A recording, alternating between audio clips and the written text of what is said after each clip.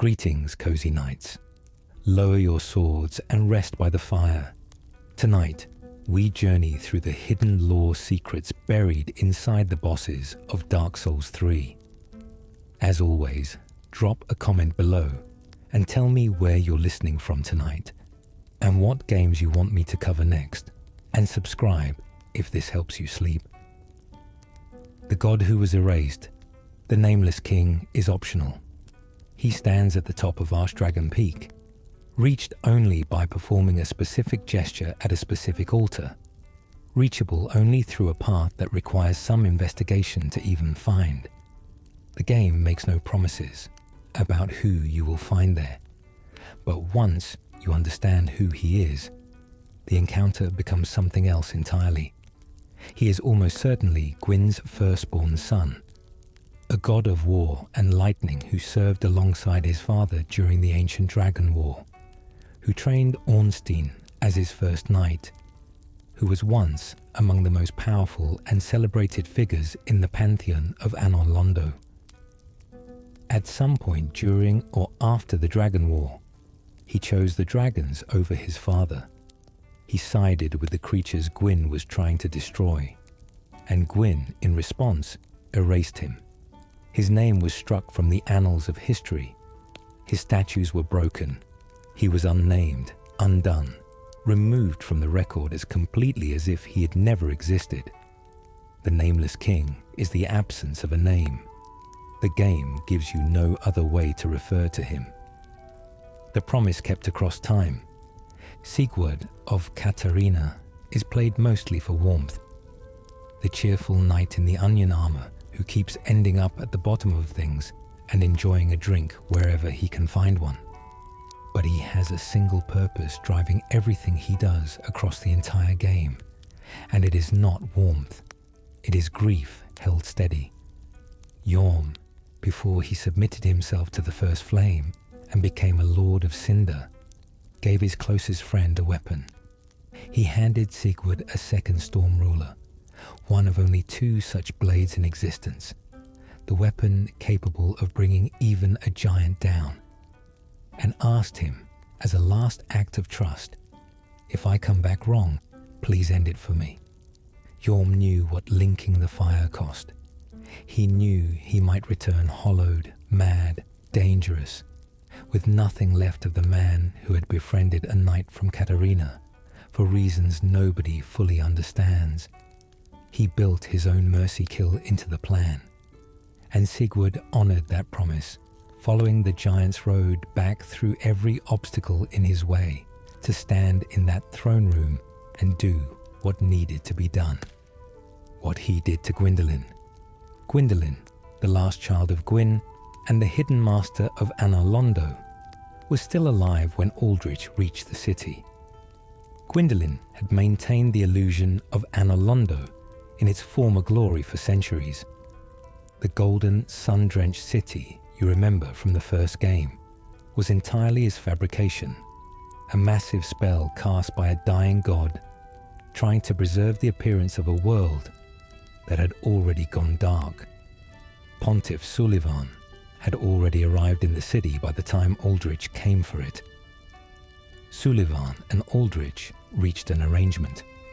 Aldrich could have Gwyndolin in exchange for Sullivan retaining political control over the rest of Irithyll. Gwyndolin, according to the law, sacrificed himself to this arrangement to protect his sister Yorshka. And then Aldrich ate him slowly.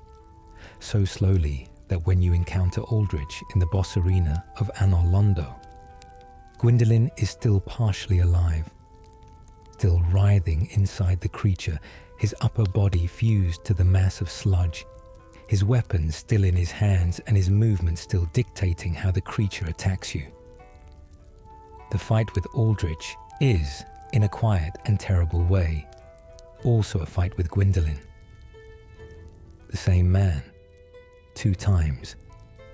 When you discover the untended graves and fight champion Gundyr, many players assume this is simply a harder version of the same boss encounter. The lore suggests something far stranger. The untended graves appears to be the same physical location as the Cemetery of Ash. Notes left in one area can appear in the other, but it exists in a different state of time. It is Firelink Shrine and its surroundings as they were before the fire faded, shrouded in darkness and emptied of all light. This is where Gundyr arrived and was defeated by the unknown warrior who sealed his fate. When you travel to the untended graves and strike down Champion Gundyr, you are the unknown warrior from his lore. You are the one who defeated him, drove the coiled sword into his chest, and condemned him to an eternity of waiting. The champion fights faster and more precisely than the Udex you faced at the start.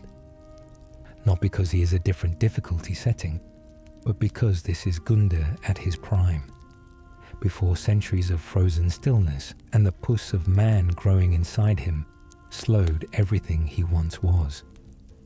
Elfrida was an Ashen One. Sister Frida's true name is Elfrida. She was, before entering the painted world of Ariandel, an Unkindled, one of the failed lords, raised from ash to fulfill the same duty you carry. But Elfrida made a different choice. Instead of hunting the lords of Cinder and attempting to link the fire, she renounced everything. She gave up her name, her role, her connection to Londor, and the Sable Church she had once helped lead. She walked into the painted world and never came back. Yuria, when you deliver Elfrida's soul, mourns her as a poor wench turned to ash who would abandon Londor. They were sisters of the Sable Church, if not in blood, and what Elfrida abandoned was the path Yuria was still walking. The boss you face at the end of the painted world was not always a sister. She chose that name. She chose that face. She chose all of it because a dying world full of exiles needed someone to protect them. And she was the first Unkindled who ever walked through the canvas. He drank the dry blood. Anyway, Gale traveled to the Ringed City at the literal end of time to find the Pygmy Lords, the primordial humans whose blood carried the dark soul, the pigment his painter needed. When he found them, the blood had dried.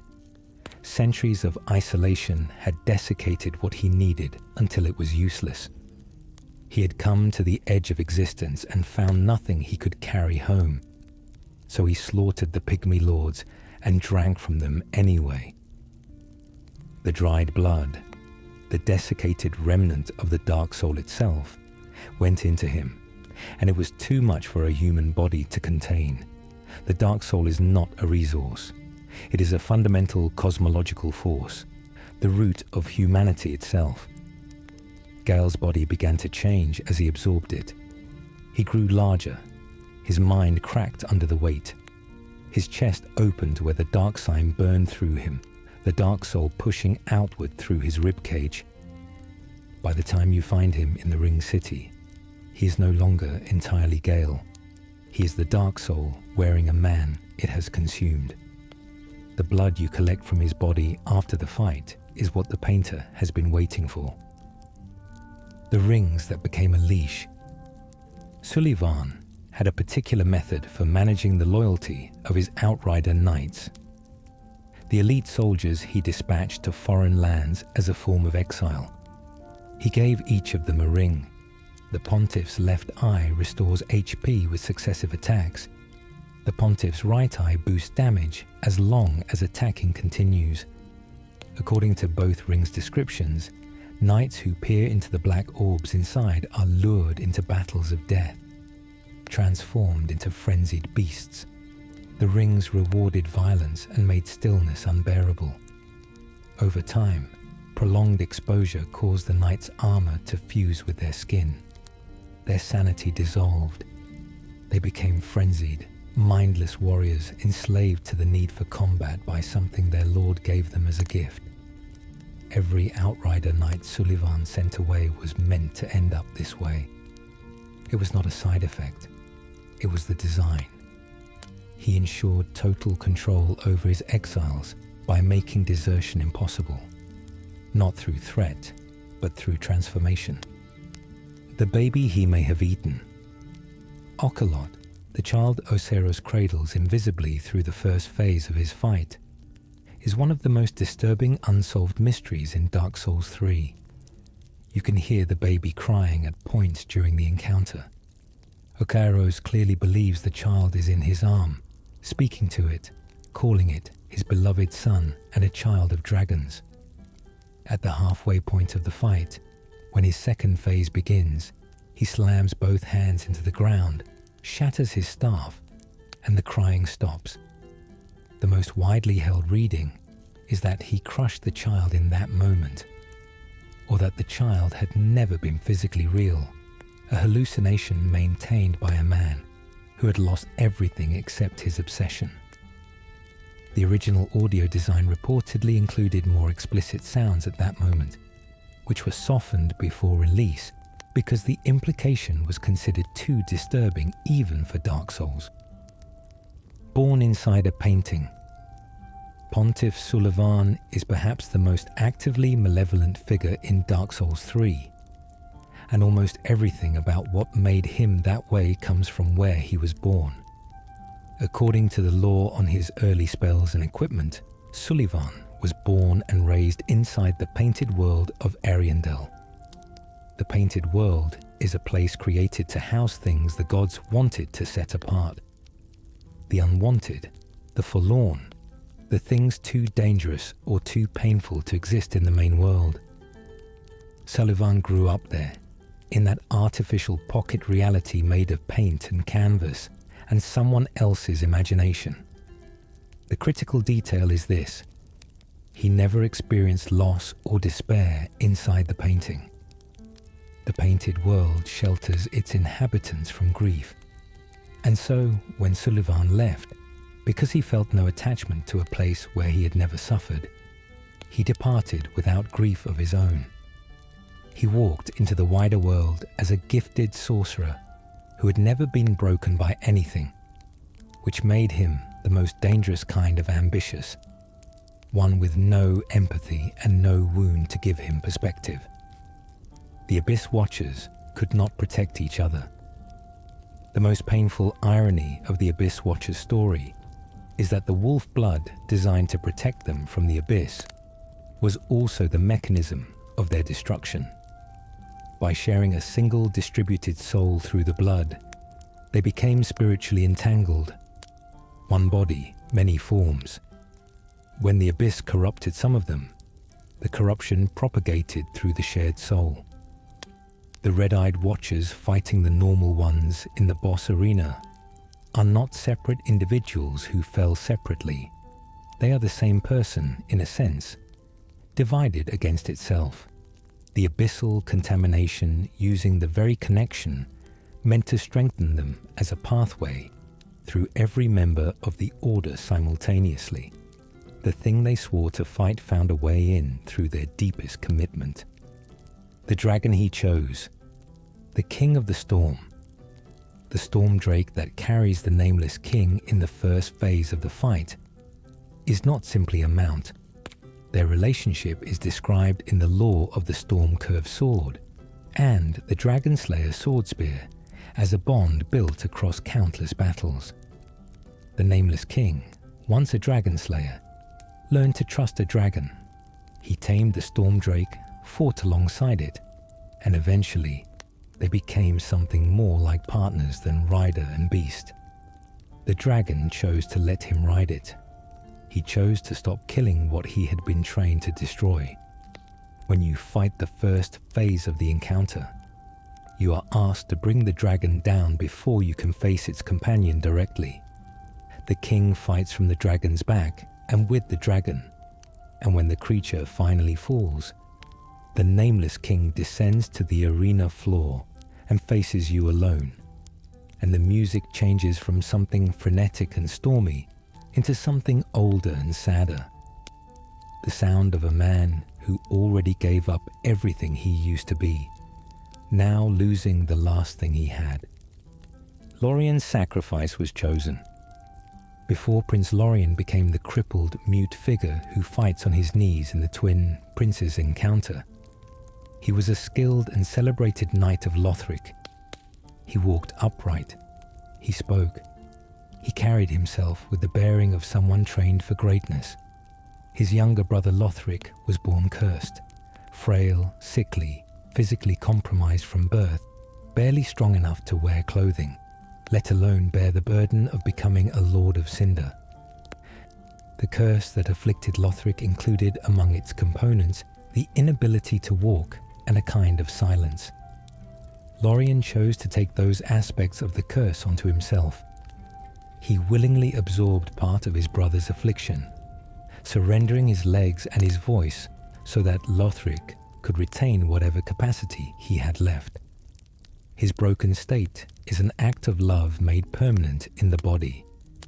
Every time you watch him drag himself across the arena, that is what you are looking at. They fought themselves. The most haunting thing about the Abyss Watchers as a boss fight is visible before you even raise your weapon. They are already fighting each other when you arrive. Some of the Watchers have been corrupted by the same abyss they spent their existence hunting. Their eyes burn red. They turn on their brothers without hesitation, and their brothers fight back.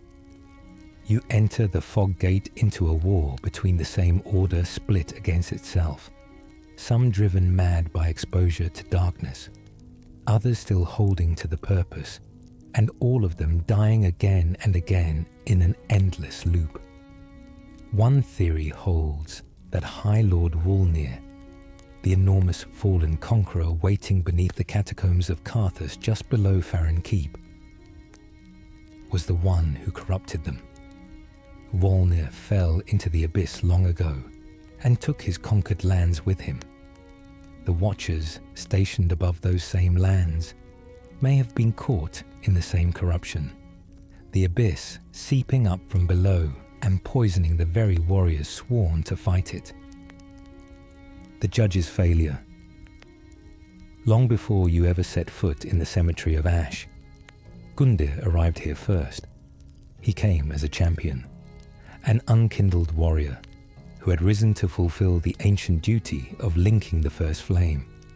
He made his way to the Firelink shrine just as countless others had before him, prepared to offer himself to the fire and keep the Age of Light burning. But when Gundir arrived at the shrine, he found only silence. The fire had already faded. The bell that should have rung to welcome him had gone still. The firekeeper, who should have been waiting, was dead. There was no ceremony, no purpose waiting for him, just darkness and the hollow sound of a world that had already ended. Gundir had come too late. In that terrible moment of failure, with nowhere left to go and no flame left to serve, he was defeated by an unknown warrior and became the scabbard for the coiled sword, fated to kneel in the ash for eternity. That is the creature you face in the opening moments of the game. Not a monster, not a villain, but a champion of a dead age who never had the chance to prove himself. Midir was raised to serve. Dark Eater. Midir is not a wild creature encountered by chance. He was raised by the gods, cultivated from his origins as a descendant of the archdragons who ruled the world before the first flame existed. The gods took this dragon and gave him purpose, to fight the abyss eternally and prevent it from spreading. He was an instrument built for a specific function. His name in Japanese uses the literal characters for Darkness Eater, which is a job description as much as a name. He was made to consume darkness, and so he did, across the entire age of fire and beyond it, long after the gods who built him had turned to ash and their institutions had collapsed. His scales darkened. Crystals of abyssal energy grew across his body. His fire breath became threaded with darkness. His mind, which had been clear, loyal, oriented by duty, began to fracture. The thing he was designed to fight was winning from the inside. The shape she chose. Once Elfrida entered the painted world, she found a people who were forlorn and lost, clinging to the memory of someone who had protected them long ago. Priscilla, the crossbreed from the original Dark Souls painted world, the pale woman who offered mercy to lost souls. Priscilla was gone. The residents of Ariandel were grieving an absence, and Elfrida, exile finding exile, chose to become what they needed. She modelled herself on Priscilla's image. She took up the scythe, symbol of a long-lost home. She called herself Frida and sat in the chapel and spoke with the voice of something sacred, until the role swallowed the person who had chosen it. The soul description puts it precisely. After renouncing everything, Frida discovered a people that she wished to protect and assumed the precise form that they yearned for. The crown of ground crowns. High Lord Wolnir was a conqueror in the most absolute sense of the word. He brought the lords of every kingdom he encountered to their knees, not just defeated them, but humiliated them specifically. He ground their crowns to dust. From the powder of all those destroyed symbols of sovereignty, he fashioned his own single crown, a monument to every person he had made kneel. The crown of Wolnir is described in these terms, in its item text, and its shape carries the weight of that history. He was not content to simply rule. He needed to obliterate what others had been, pressing the dust of their authority into something that announced him as the only lord that remained. The sludge that dreamed. What makes Aldrich different from a simple monster is what happened to him after he linked the first flame and was drawn back to the world. He came back dreaming. The deep, formless existence he had developed. A mass of consumed flesh and bone softened into sludge, had given him access to something like prophecy. He dreamed of the age of the deep, a vast ocean covering the world, the dregs of humanity sinking to the bottom and anchoring everything in a final, permanent darkness. He saw the age of fire ending, and rather than fearing it, he wanted to accelerate it. He wanted to devour the gods themselves. This is what makes his title Devourer of Gods more than a boast. It was a theological program. Consuming the gods was not about power for its own sake. It was about ending the age that the gods had built and ushering in the world Aldrich had dreamed from the bottom of his sludge-filled coffin. What Ornstein was looking for. After the events of the first Dark Souls, Ornstein left Anor Londo. He abandoned his post as captain of Gwyn's Knights, left behind the illusion of Guinevere and the empty cathedral, and walked away from everything he had served for centuries. The lore tells us he went in search of Gwyn's firstborn, the man he had served before Gwyn, the king he trained under, the figure erased from history whose name he could not speak, but whose existence he never forgot. The Leo ring from the first game carries the description. Ornstein was the first knight of the sun's eldest born, confirming who he originally served. His fighting style mirrors the Nameless King's directly. The spear infused with lightning, the piercing thrusts, the command of electric power. The implication is that Ornstein's entire approach to combat traces back to what the Nameless King taught him. And in Dark Souls 3, if you defeat the Nameless King, you find Ornstein's armor and weapon nearby, not on a body, not attached to a corpse, just present, as if set down or discarded. He arrived. What happened between them is left entirely to you to imagine. The swords in the walls. Inside Yorm's throne room and throughout the profaned capital nearby, seared corpses are moulded into the walls and columns like insects trapped in amber. Dozens of them, charred and pressed into the stone, their outlines still visible in the rock. These may be the people who died here after Yorm returned from the first flame. He woke to find his kingdom destroyed, his people dead or corrupted, everything he sacrificed himself to protect already gone. That specific, hollowing kind of despair, the grief of someone who paid the full price and received nothing, appears to have expressed itself in violence. And there is one detail that makes this reading harder to dismiss. Beside the throne itself, a storm ruler lies on the ground, not as Sigurd's weapon, but as a second one, resting on the body of an anonymous warrior. Someone found the giant-slaying sword, came here, and failed.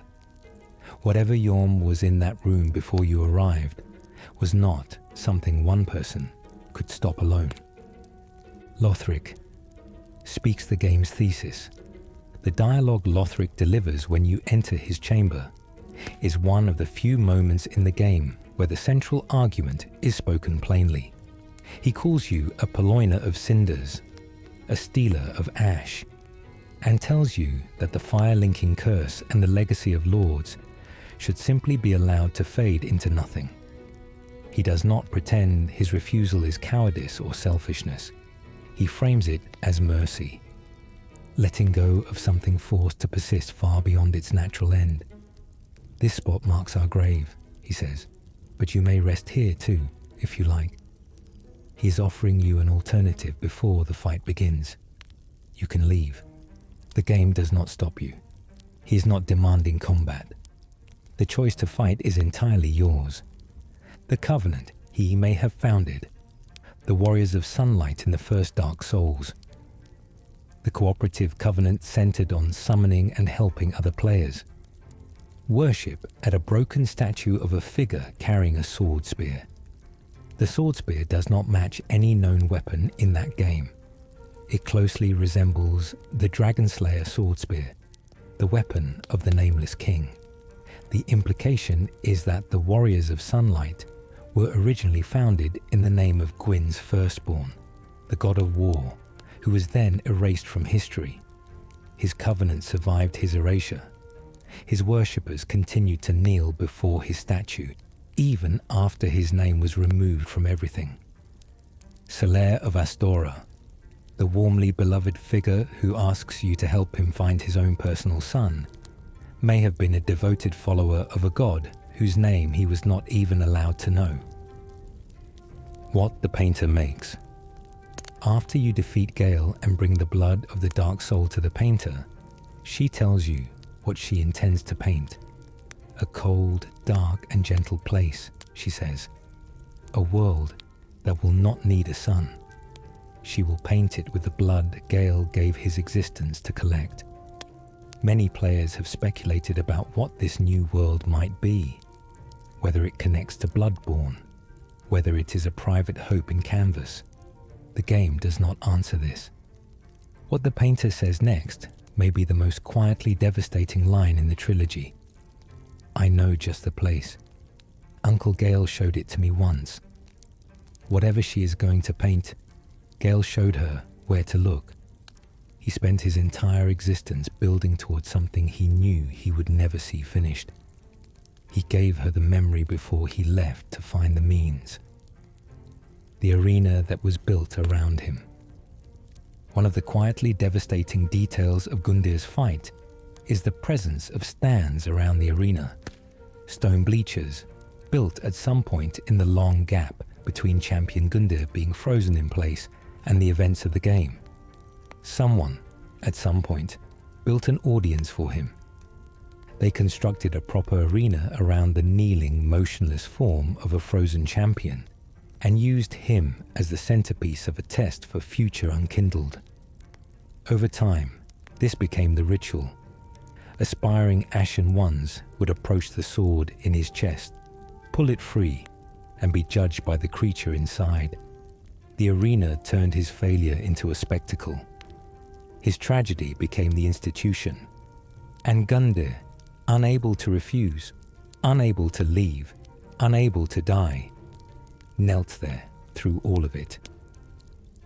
The dream that drove him. When Aldrich was revived as a Lord of Cinder and returned to consciousness, he did not simply resume where he left off.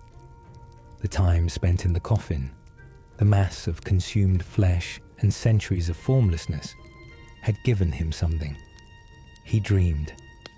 The lore describes his visions of the age of the deep sea as something he received, not something he invented, a prophecy or a truth that came to him from the depths of what he had become. He envisioned the abyss not as a void, but as the bottom of an ocean, and the dregs of humanity sinking through the water to rest there as an anchor for the world. This is not the nihilism of a man who simply wants to destroy things. This is a theology. He believed the world was moving toward this state, and that devouring the gods was a necessary act to stop them from prolonging a cycle that had already run its course. Whether he was right or wrong, he believed it completely. The Last to Burn, Phase 2 of the Soul of Cinder fight, is a different encounter entirely. The boss drops the cycling styles and settles into a single focused moveset, Gwyn's. The music shifts to a rearrangement of Gwyn's boss theme from the original game. When the accumulated soul of all fire linkers reaches its final defense, it reaches back to the very beginning and fights you with the oldest and most elemental version of itself. The most powerful thing inside that burning figure is the one who started it all. The one whose fear of the dark was great enough to feed himself to the fire rather than let the age of light end. Defeating him is not a victory over a monster. It is the completion of a conversation that began in the original game. The Conqueror's grandson, Yorm the Giant, carries a weight that predates his own story. He was not simply a king who chose to link the first flame. He was the descendant of an ancient conqueror, an ancestor who swept through the lands surrounding the profane capital and subjugated the people who lived there. That history did not disappear just because Yorm was not that conqueror. The people he ruled remembered what had been done to them, and they never fully trusted the giant who sat on their throne. When Yorm came to them with counsel that they should support linking the first flame, they grew suspicious instead of grateful. They made him a puppet. Yorm responded to this erosion by putting down his shield and picking up his great machete two-handed. He chose aggression over defense, and in doing so confirmed every fear his people ever had. The darkness growing inside him. Look carefully at Gundir's back during the fight in the cemetery of Ash, and you will see oily black tendrils creeping across his armor. That darkness is the pus of man, a corruption connected to the abyss, a kind of festering humanity that has warped and metastasized within him. When Gundir reaches a certain point of damage in his second phase, his entire body erupts with it in a grotesque transformation that turns the measured warrior into something frantic and almost animalistic. This explains something subtle about the comparison between Eudex and Champion Gundir that most players barely notice. Eudex stumbles slightly after his attacks. He is lethargic, a little unsteady. That is not a design choice to make the tutorial boss easier. That is a man who has been rotting from the inside for thousands of years, whose body has been slowly consumed by a darkness he cannot fight and cannot remove. Champion Gundir does not have that problem yet. He is clean, fast, precise. Shira asked you to kill her friend. Shira, Knight of Filianor, has watched Midir for longer than any ordinary lifespan allows. She does not speak about him the way someone speaks about an enemy. She asks you to put him down because she cannot bear to watch the abyss finish what it started, and because she knows he would not want to become the thing he was created to fight. Her request is an act of mercy dressed in practical language. She loves the dragon she is asking you to kill. The encounter with Midir, fighting an ancient creature whose only sin was loyalty to a duty that destroyed him, is one of the series' most melancholy designs. A guardian who defended the world until the thing he was defending became indistinguishable from what he was fighting. The beasts that were people the Sullivan's beasts, you encounter prowling the streets and waterways of Irithel, are not creatures that were always monsters. Their behavior, when staggered and riposted, reveals something the game never tells you outright. If a beast survives the critical hit rather than dying to it, it folds its hands over its stomach in a posture that reads unmistakably as prayer, then goes still and stops attacking, until struck again. It is the gesture of something that used to be human remembering. In the first moment of stillness, it has been allowed what it once was. These are Outrider knights in the final stage of their transformation, return home to Irithel, too far gone to serve any military purpose, but still drawn back to the city by whatever remained of their instincts. The man who made them into beasts let them linger around his cathedral as a reminder of what loyalty looks like when it has been completely consumed.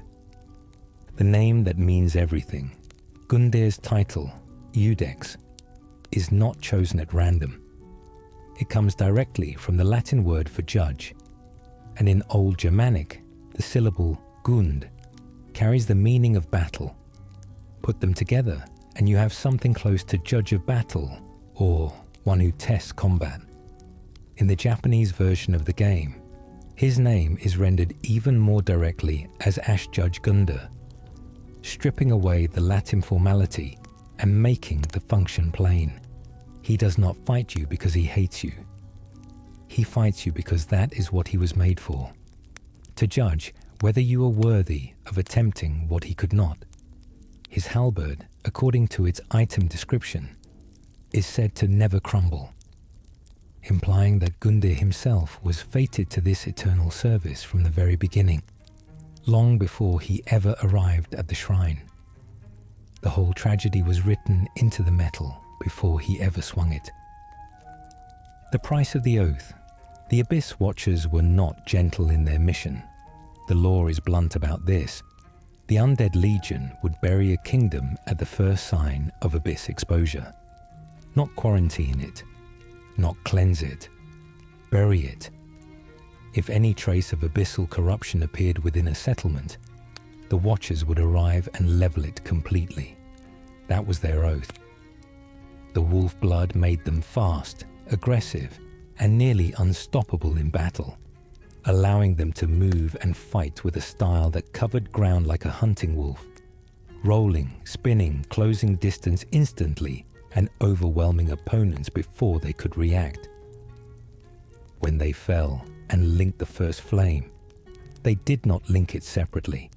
They linked it together, a collective sacrifice, their individual identities consumed in the bonfire until only the shared soul remained, the soul of the blood of the wolf.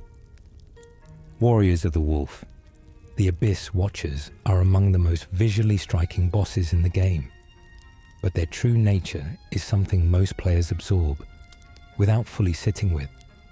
They are the Undead Legion of Farron, a group of unkindled warriors who gathered in the swamps of the region and took on a purpose so consuming it became their entire identity. They drank what the law calls wolf blood. By ingesting this essence, they bound themselves to the soul of someone or something that had walked this path before them. That someone was Artorias the Abyss Walker, the legendary knight of Gwyn who plunged alone into the abyss to combat the darkness corrupting the ancient land of Ulickile. Artorias did not technically win. He was overwhelmed, his great shield shattered, and the chosen undead of the first game had to complete what he could not. But the legend of Artorias was powerful enough to inspire an entire order of warriors to model themselves on his example, to drink blood that bound their souls to his memory, and to dedicate themselves to eradicating the abyss wherever it surfaced, at any cost. The Old Wolf in the Rafters. High above the fetid swamps of Farron Keep, accessible by climbing a ladder on a massive bridge support, sleeps an emaciated old wolf. It lies near a gravestone that bears a striking resemblance to the grave of Artorias in the first Dark Souls. The same grave you fought Sif, the great grey wolf, to protect. The old wolf bleeds when struck. It is not dead, just ancient and still. Many in the community believe this wolf is Sif, having survived somehow into the age of Dark Souls 3. Impossibly old, reduced to almost nothing, sleeping beside the Abyss Watchers who inherited the legacy of its former companion. The lore never confirms this. It never denies it either. What the game does confirm is that the wolf's blood used by the Watchers came from somewhere and something, and that the gravestone beside the sleeping creature is too similar to Artorias' grave to be coincidence. Farron Keep was always there. This is the detail that reframes the Abyss Watchers entirely for players who know their Dark Souls geography. Farron Keep, the poisonous swamp they call home, is the same land as Darkroot Garden and Ulasile from the first game. The evidence is scattered throughout. Princess Dusk of Ulasile has lore connections to the area. The golden Ulasile sorceries are found there, and even Faris's equipment links back to that same region. More importantly, this is where Artorias' grave was. Farron Keep is the land where Artorias fell. The Abyss Watchers chose to build their covenant in the specific place where their hero died, right beside the grave they constructed for him, drinking blood they believed carried his essence. They did not just honor his legacy in abstract, they moved into his burial ground and lived inside his story. A deserter remembers. Hawkwood the Deserter, one of the NPCs in Filing Shrine, was once one of them. His armor matches the Abyss Watchers almost exactly. The worn cloth, the general silhouette, with the exception of his helmet, which is different. Some read that distinction as deliberate symbolism. He removed the defining piece of the identity he walked away from. Hawkwood fought alongside the Undead Legion, then deserted before the end, before the linking, before whatever final corruption claimed the others. He carries the knowledge of what the Watchers were and what they became, and he will tell you about it if you ask. In the flat, tired tone of a man who watched something great destroy itself and barely got out before it took him to. He rewards you with the Farron Ring after you defeat his former brothers, which lets you use their signature jumping attacks more freely. Even his gift to you is the memory of what they used to be. The cathedral remembers a different god. Before Aldrich arrived, the Cathedral of the Deep was something else entirely. It was a sacred site of the Way of White, a clerical order devoted to purification, a place where the stagnant darkness that accumulated in the world could be brought and cleansed. Pilgrims and priests gathered there to perform rituals that kept the deep from spreading. It was a place of light doing difficult work. Then Aldrich came. Hawkwood describes him plainly, a right and proper cleric from Irithyll who developed a habit of devouring men. He ate so many people that he bloated like a drowned pig, then softened into sludge, and so they stuck him in the Cathedral of the Deep. According to the law, the deacons brought sacrifices to feed him there, and the power he amassed from consuming so many lives made him a viable candidate for linking the first flame. Not for virtue, but for might, as Hawkwood puts it. The building dedicated to cleansing the deep became the home of the being most perfectly expressive of it. The Grevlord inheritance. Look at what Aldrich wields in the fight and something interesting emerges. The blade at the end of his staff is identifiable as the Grevlord sword.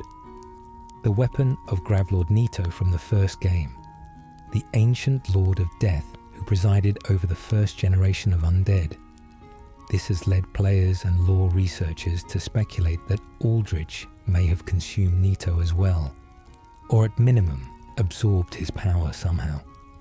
The first phase of Aldrich's melee attacks also closely resembles Nito's fighting style from the original game. Aldrich, like Nito, is an amalgamation of corpses and bones. He is a mass grave with a will. One reading of this is that Aldrich is the new Gravelord, the spiritual and literal successor to the Lord of the Dead, taking on not just Nito's weapon, but his role. The world of the deep sea. Aldrich dreams of would need a lord. He was already building toward it. What was left behind? After you kill Aldrich and reload the area, something unusual greets you. Aldrich and Archdeacon Royce are the only two bosses in Dark Souls 3 whose physical remains persist in the arena after death. Most bosses dissolve, leaving only their soul. Aldrich leaves his sludge and bones, the dark mass that filled the chamber, the bones of thousands of consumed beings floating in the muck, simply goes inert and stays. Royce's corpse can be found collapsed in the boss arena after you reload. The game marks both of them with a kind of permanence most bosses are denied. They were always defined by accumulation. Aldrich by the things he consumed, Royce by the loyalty he refused to abandon, and even in death something of that weight remains. The three archdeacons and their different faiths. 3 men ran the Cathedral of the Deep: Archdeacon Royce, Archdeacon MacDonald, and Archdeacon Klimt. When Aldrich departed for Irithyll to devour Gwyndolin, each of them made a different choice. Royce stayed. He remained in the cathedral to guard Aldrich's empty coffin, maintaining his vigil with a small army of deacon followers. MacDonald left and followed Aldrich to Irithyll, eventually settling in a hidden chamber beneath Anor Londo, where you can find his enormous, still form sitting in the dark. Not dead, just sitting, so bloated he barely fits in the space. Klimt made the strangest choice of all. He betrayed the church entirely and joined Rosaria's fingers, the covenant of the Finger Mother who trades in rebirth and reshaping. 3 men who served the same God, and when that God walked away, all 3 chose a completely different kind of devotion. A translation changes everything. The Deacons of the Deep boss fight is called exactly that in the English version, but in the original Japanese text, the title is Bishops of the Deep. This is not a trivial distinction. Deacons are the lowest rank of the priesthood. Assistants, the people who pass the plate. Bishops are senior church officials, men of significant power and authority. Royce, MacDonald and Klimt are all archdeacons, ranked above even ordinary bishops. The men you are fighting are among the highest ranking clergy in the Cathedral of the Deep, presiding above nearly everyone except the pontiff and Aldrich himself. The translation flattened them into minor functionaries when the original text was describing an institution's most powerful caretakers. When MacDonald gave Royce the Deep Soul spell, he was one senior official entrusting institutional power to another, not a superior passing notes to a low-ranking assistant. Hjorm's shield and what it meant. Hjorm's great shield, the enormous shield he ultimately set aside, is described in its lore as a shield he abandoned when he abandoned hope that protection was something he could still offer. He could not protect his people from their own distrust of him. He could not shield them from the profane flame, nor from what his own return from the first flame became. The shield represents a version of Hjorm that still believed he could stand between his subjects and harm. Setting it down was not an act of aggression. It was the acknowledgement that what he had been shielding them from had already arrived, and the only honest thing left was to stop pretending otherwise. A callback to the King of Storms, the storm ruler that Hjorm entrusted to Sigurd, and that sits waiting in the throne room if his questline is incomplete, carries a specific resonance for players who spent time with demon souls. In that earlier game, a weapon called Storm Ruler was the key to defeating the Storm King, an enormous ancient dragon whose windstorm attacks made direct combat nearly impossible. Hjorm has over 20,000 hit points, the highest of any boss in the Dark Souls series, and fighting him without the Storm Ruler is a long, grinding test of attrition. Using it collapses the fight into something almost quiet. The weapon Hjorm himself forged, which he gave to his friend to be used against him, becomes the mercy that his own design provided. He built his own ending into the weapon. From Software built that weapon's history into a 20-year arc of their own design. The flame he found. When Sullivan left the painted world, he discovered the profane flame, an undying fire that had burned without purpose in the ruins of the profane capital since ancient times. This was not the first flame, not the sacred fire that sustained the Age of Light. The profaned flame was something older and stranger, burning on without feeding anything, without serving any god, without going out. Sullivan looked at this purposeless fire and found in it his ambition. He took it, shaped it into his weapons, and used the power it gave him to conquer the Boreal Valley, seizing control of the city of Irithil and making himself its ruler. His greatsword, which burns with something that looks almost like the fire of the gods but carries a different, colder quality, is infused with that same profane flame. The sword that looks like divinity but is built on something else entirely is as good a symbol of Sullivan himself as anything in the game. 2 ghosts in the city. As you travel through Irithil of the Boreal Valley, you will see ghosts. These are the spectral impressions of people who walked those streets long ago, translucent and purposeful, and completely unaware of you. Among these ghosts, 2 in particular stand out. 1 male, 1 female, departing together from the cathedral at the end of the main street. The male figure is large and armored, moving with the heaviness of a creature that used to be a man. The female moves with a kind of fluid, almost floating quality. The community's strong reading, supported by Vort's sole description that he was never far from the fleeting dancer, is that these are Vort and the dancer as they were before the pontiff's rings took everything from them. They walked those streets together. They served together, were sent together, were corrupted together. If that reading holds, the ghosts are what they used to be, still following the same path through the city they walked before exile and transformation. The dog at the gate, Vort of the Boreal Valley, is stationed at the main gate of the high wall of Lothric, positioned between the world outside and the path toward Irithil, meaning anyone traveling toward the Pontiff's city has to pass through him first. Emma, the High Priestess of Lothric Castle, refers to Vort with a particular contempt when you ask about him. She calls him the Pontiff's dog, which lands differently once you understand what the Pontiff did to Vort. He was not born a dog. He was a knight. He wore armor, served with loyalty, stood beside the dancer in the city that was his home. The ring made him into a dog. Emma's contempt is arguably directed at Sullivan himself, not at the creature in front of her, but at the act of making a creature out of someone who deserved better. A distant daughter.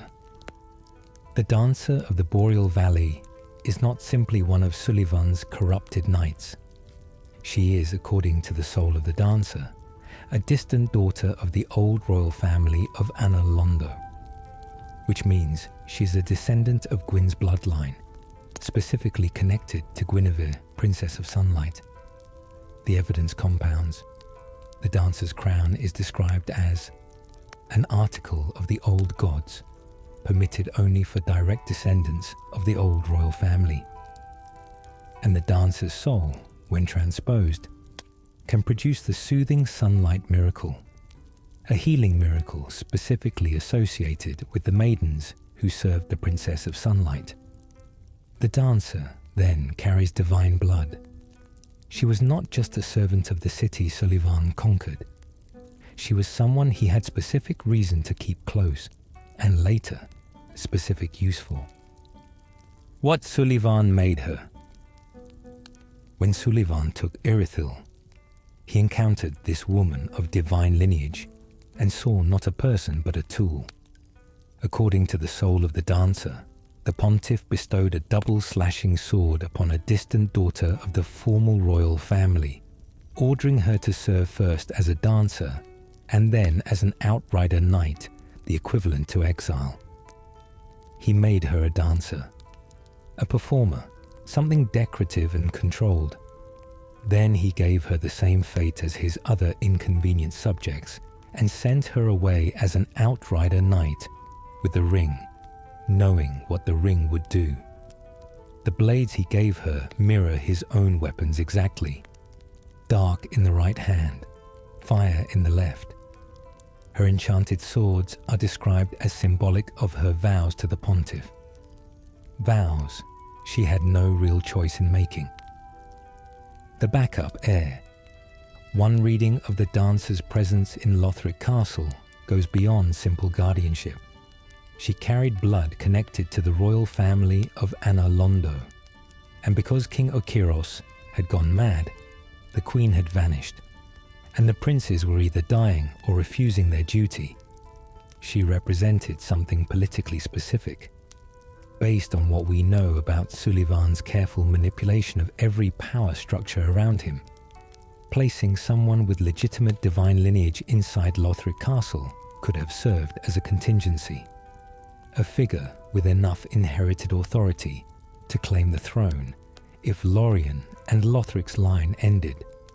Whether this was Sullivan's explicit intention is never stated in the law, but the pieces fit.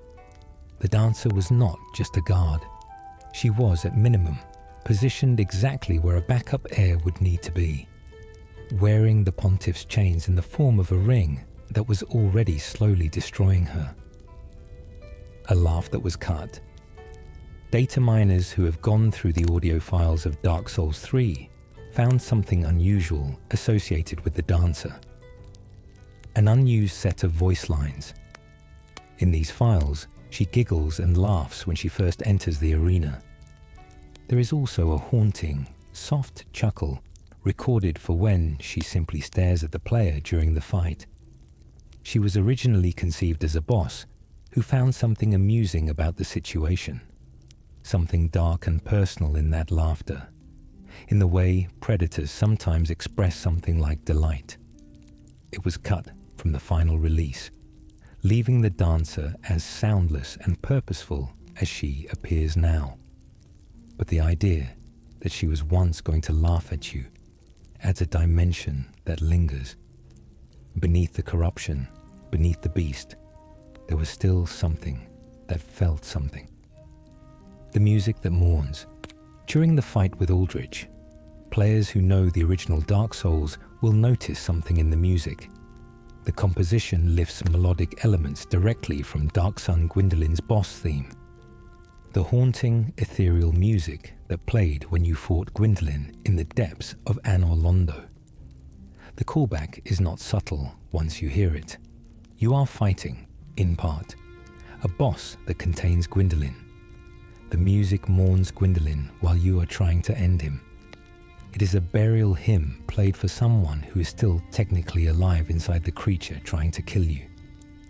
This kind of layering, where the emotional content of the music communicates something the gameplay itself cannot quite say, is one of the places From Software operates at a level that gets under your skin in ways you can't always articulate while it's happening. The Smaug theory, one of the more persistent theories in the Dark Souls community, and one the game itself does almost nothing to discourage. is that Aldrich might be Smo. Smo, the enormous executioner from the first game's Anno Londo, was famous for being so enthusiastic about his work that he began eating the bodies of his executed prisoners. He was denied the rank of Knight of Gwyn because of this. He was enormous in a way that felt like accumulation, like something that had been growing for a long time on a diet it shouldn't have had. When you kill Aldrich in Dark Souls 3, he drops Smaug's set, the distinctive hammer-carrying executioner's armor. It has been in his possession. Whether Aldrich consumes Smaug at some point, or whether they are in some deeper sense the same entity across time, is never confirmed. But the armor is there, and it did not end up there by accident.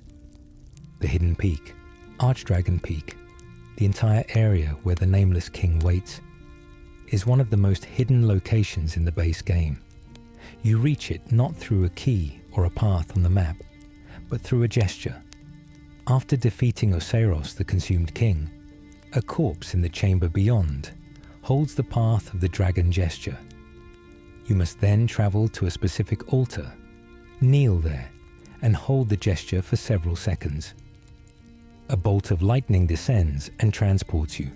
No marker, no hint. The game simply trusts that someone curious enough to bow before a stone altar in an empty room deserves to find what waits above the clouds. The Sunlight Covenant's true patron.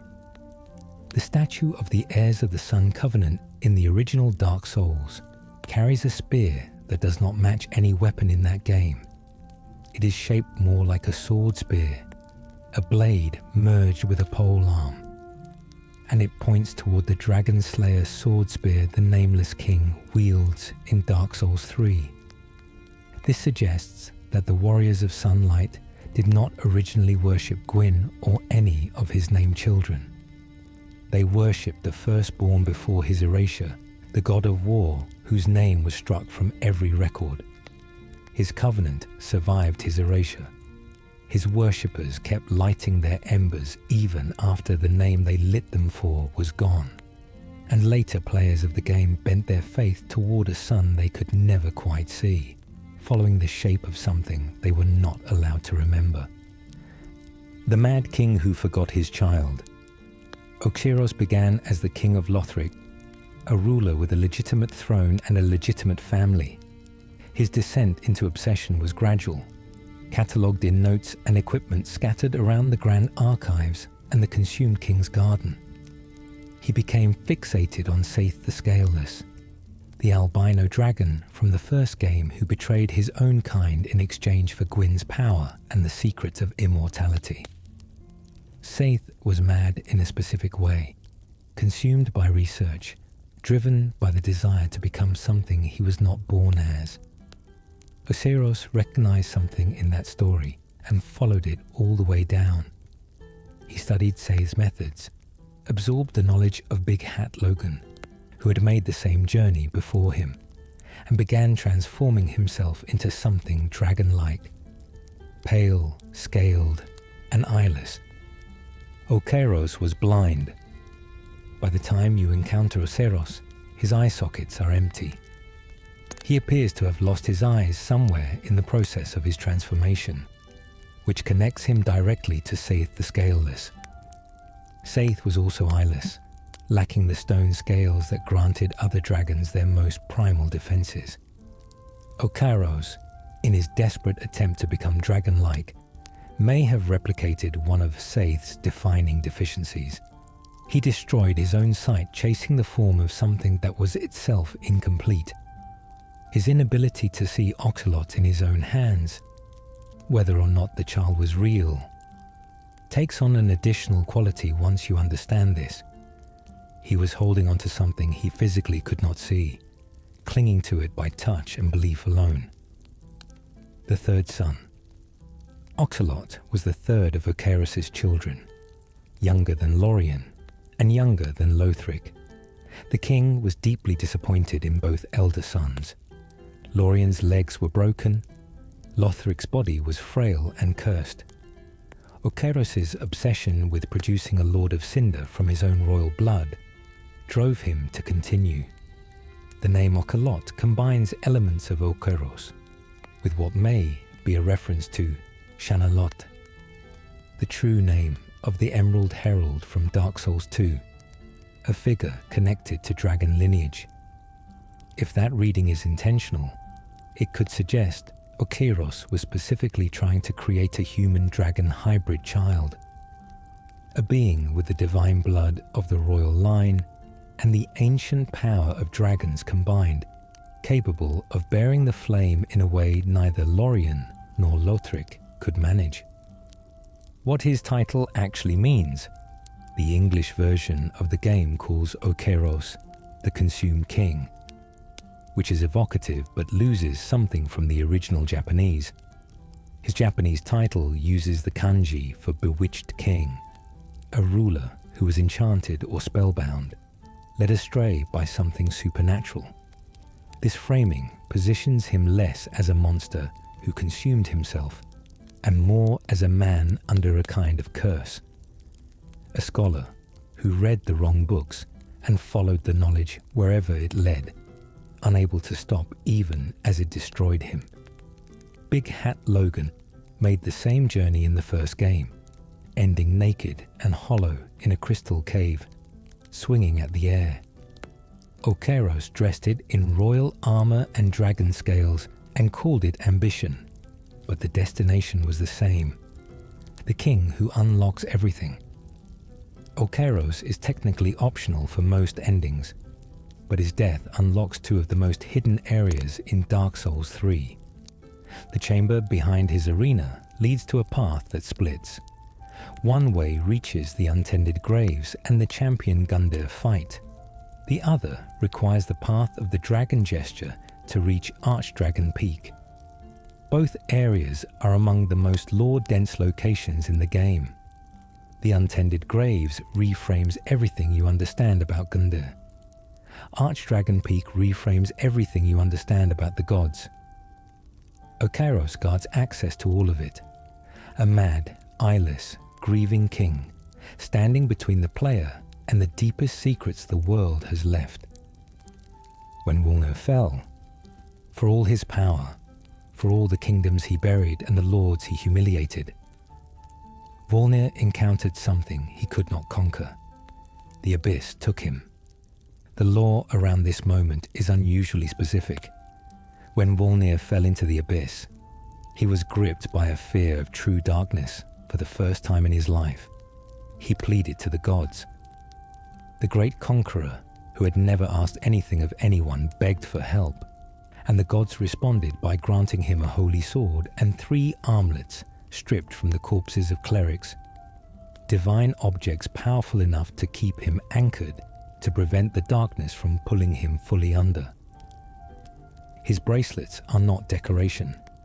They are the only thing between Wolnir and total dissolution, and in the boss fight, when you destroy them, his death animation shows him sinking silently into the dark below him. The chalice as a trap. Even from within the abyss, Wolnir was not finished with the world above. The chalice placed at the end of the catacombs of Karthus, the item you interact with to trigger the boss fight, was his instrument. He used it to pull people down to him. Wanderers who found the chalice and touched it were transported to the edge of the abyss where Wolnir waited, and he consumed their souls to sustain himself. He threw victim after victim into the darkness, feeding on them to keep the abyss at bay. The skull-shaped cup was not a relic. It was a lure sitting in the burial grounds of his former warriors, waiting for someone curious or careless enough to pick it up.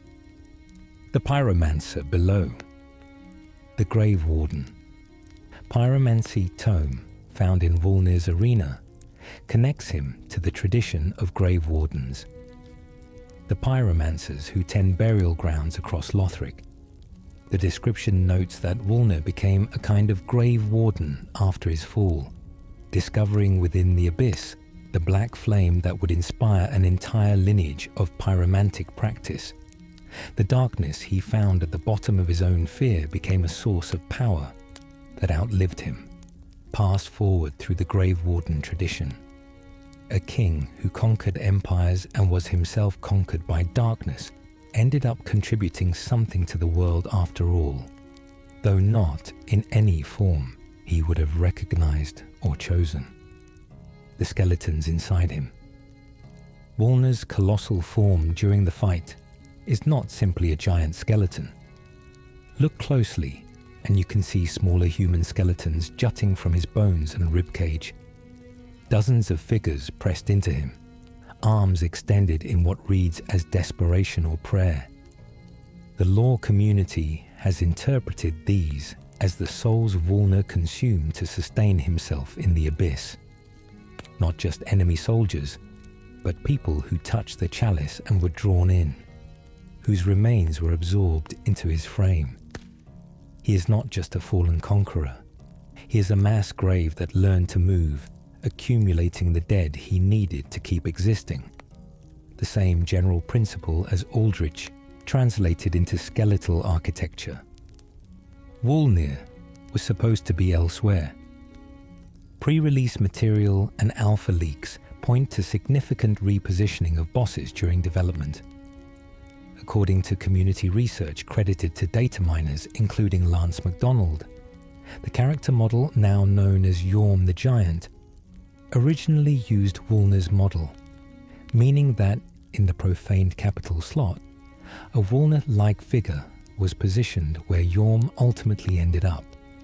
What this suggests is that Wulner's presence in the catacombs of Karthus, buried beneath the swamps of Farron Keep, directly below the Abyss Watchers who spent their existence hunting his kind of darkness, was a deliberate late development choice.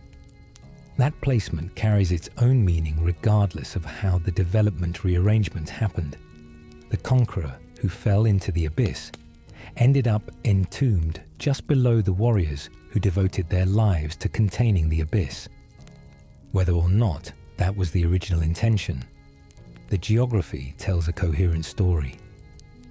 The demon he killed, before the curse, before the war between his family and the Fire's expectations, Lorien did something extraordinary. He tracked down and killed the Demon Prince, the most powerful demon in Lothric, the creature whose defeat is the first challenge of the Ringed City DLC. Lorien killed it alone.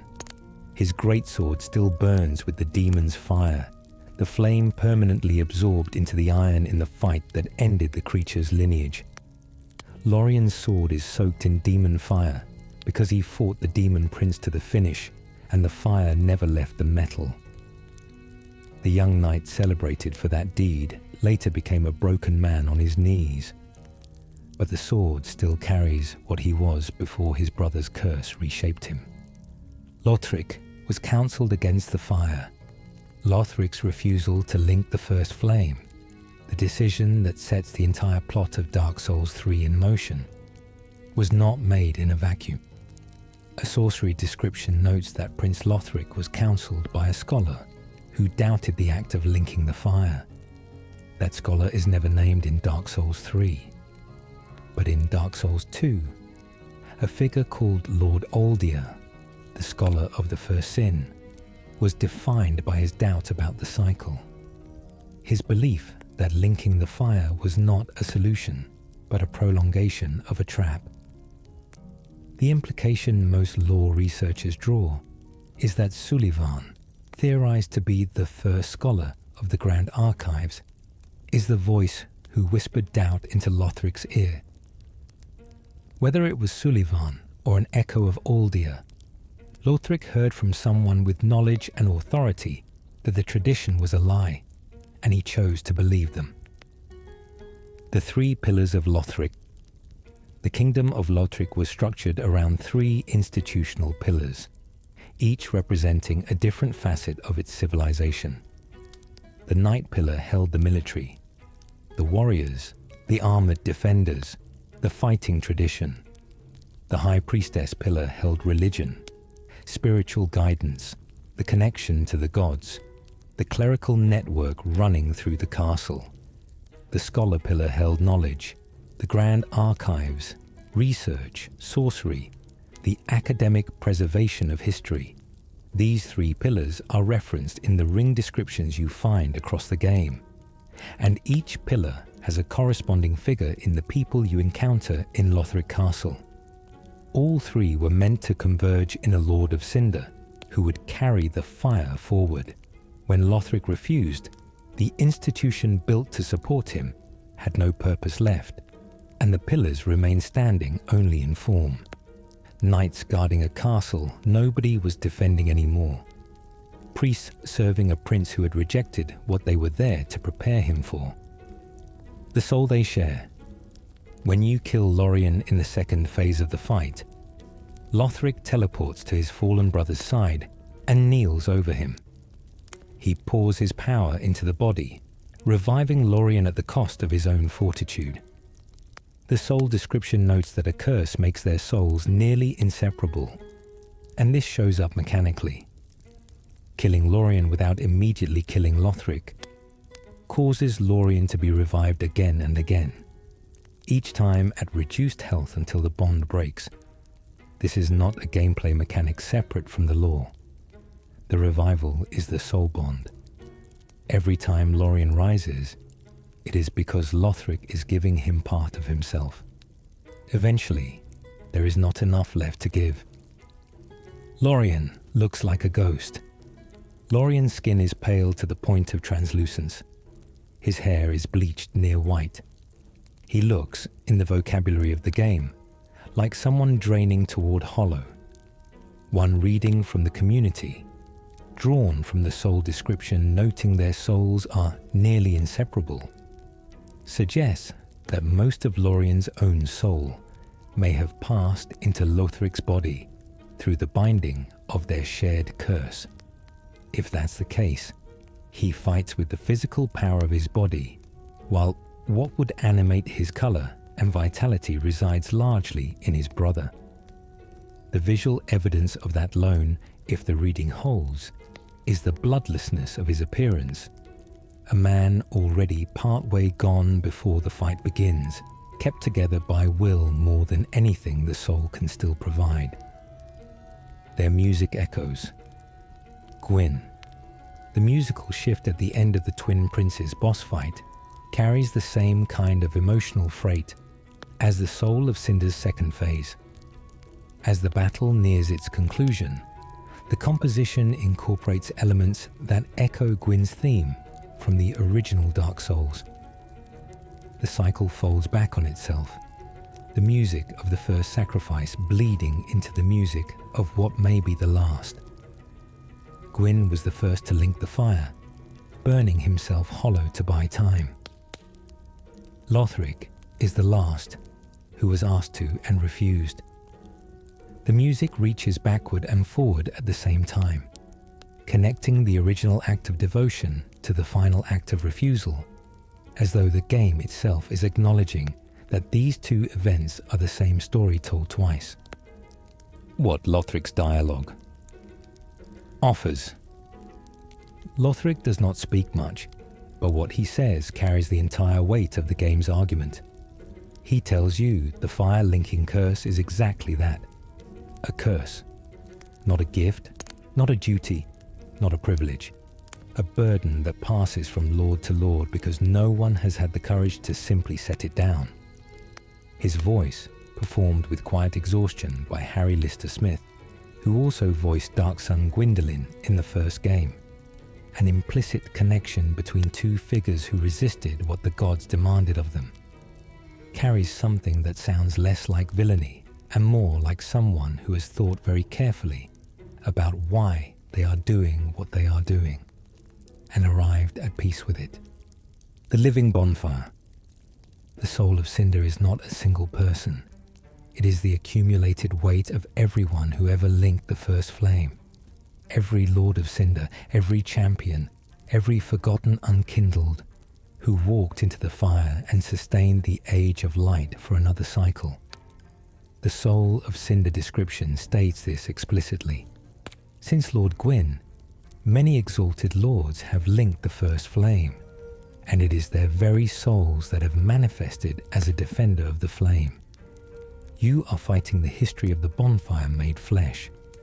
Every person who ever made this sacrifice is in there somewhere, contributing to the thing that rises to stop you from doing whatever you intend to do with the fire. 4 fighting styles.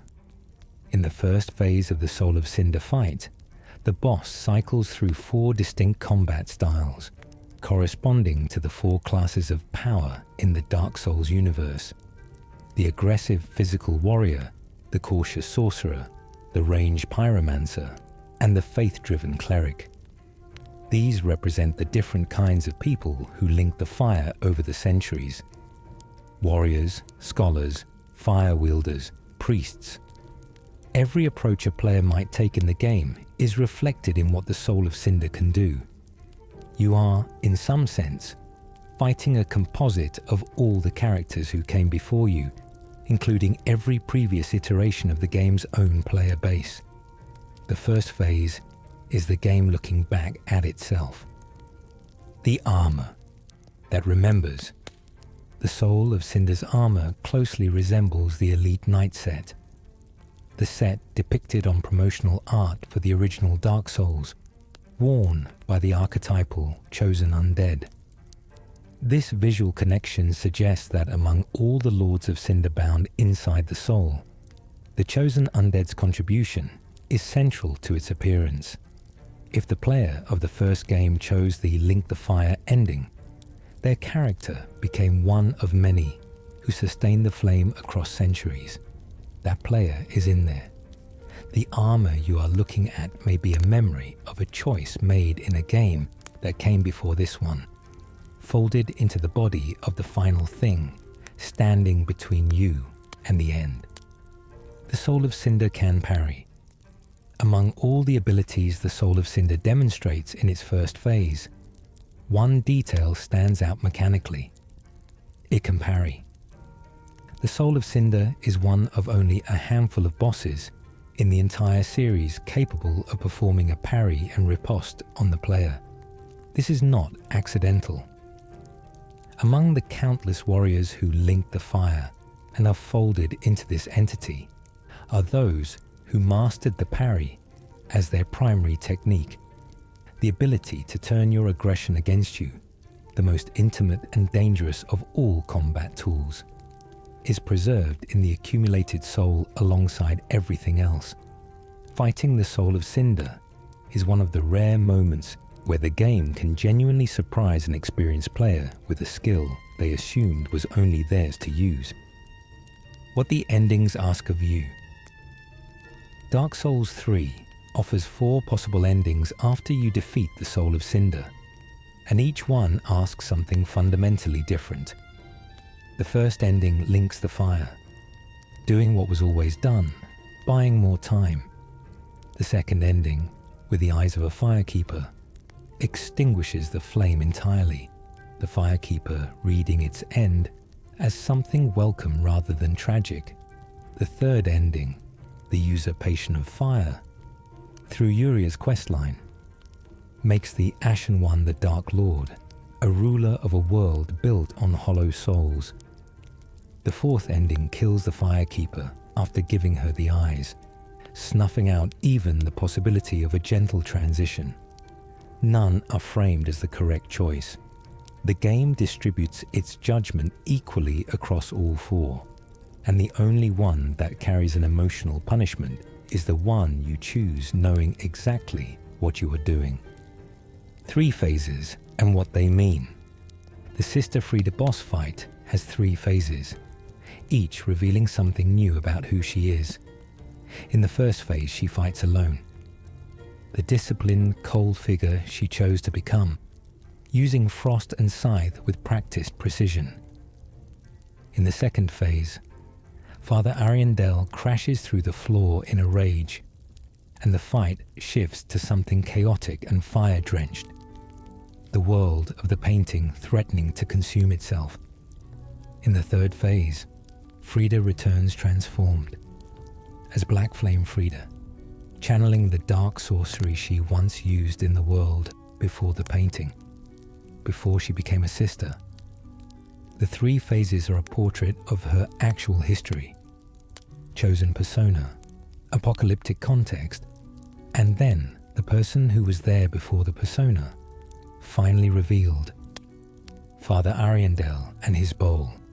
Father Ariandel, the massive self-flagellating figure who burst through the floor in Phase 2 of the Frida fight, is the painter and the curator of the painted world. He created Ariandel, or restored it, flagellating himself endlessly to suppress the flame that would burn the canvas and allow it to be painted anew.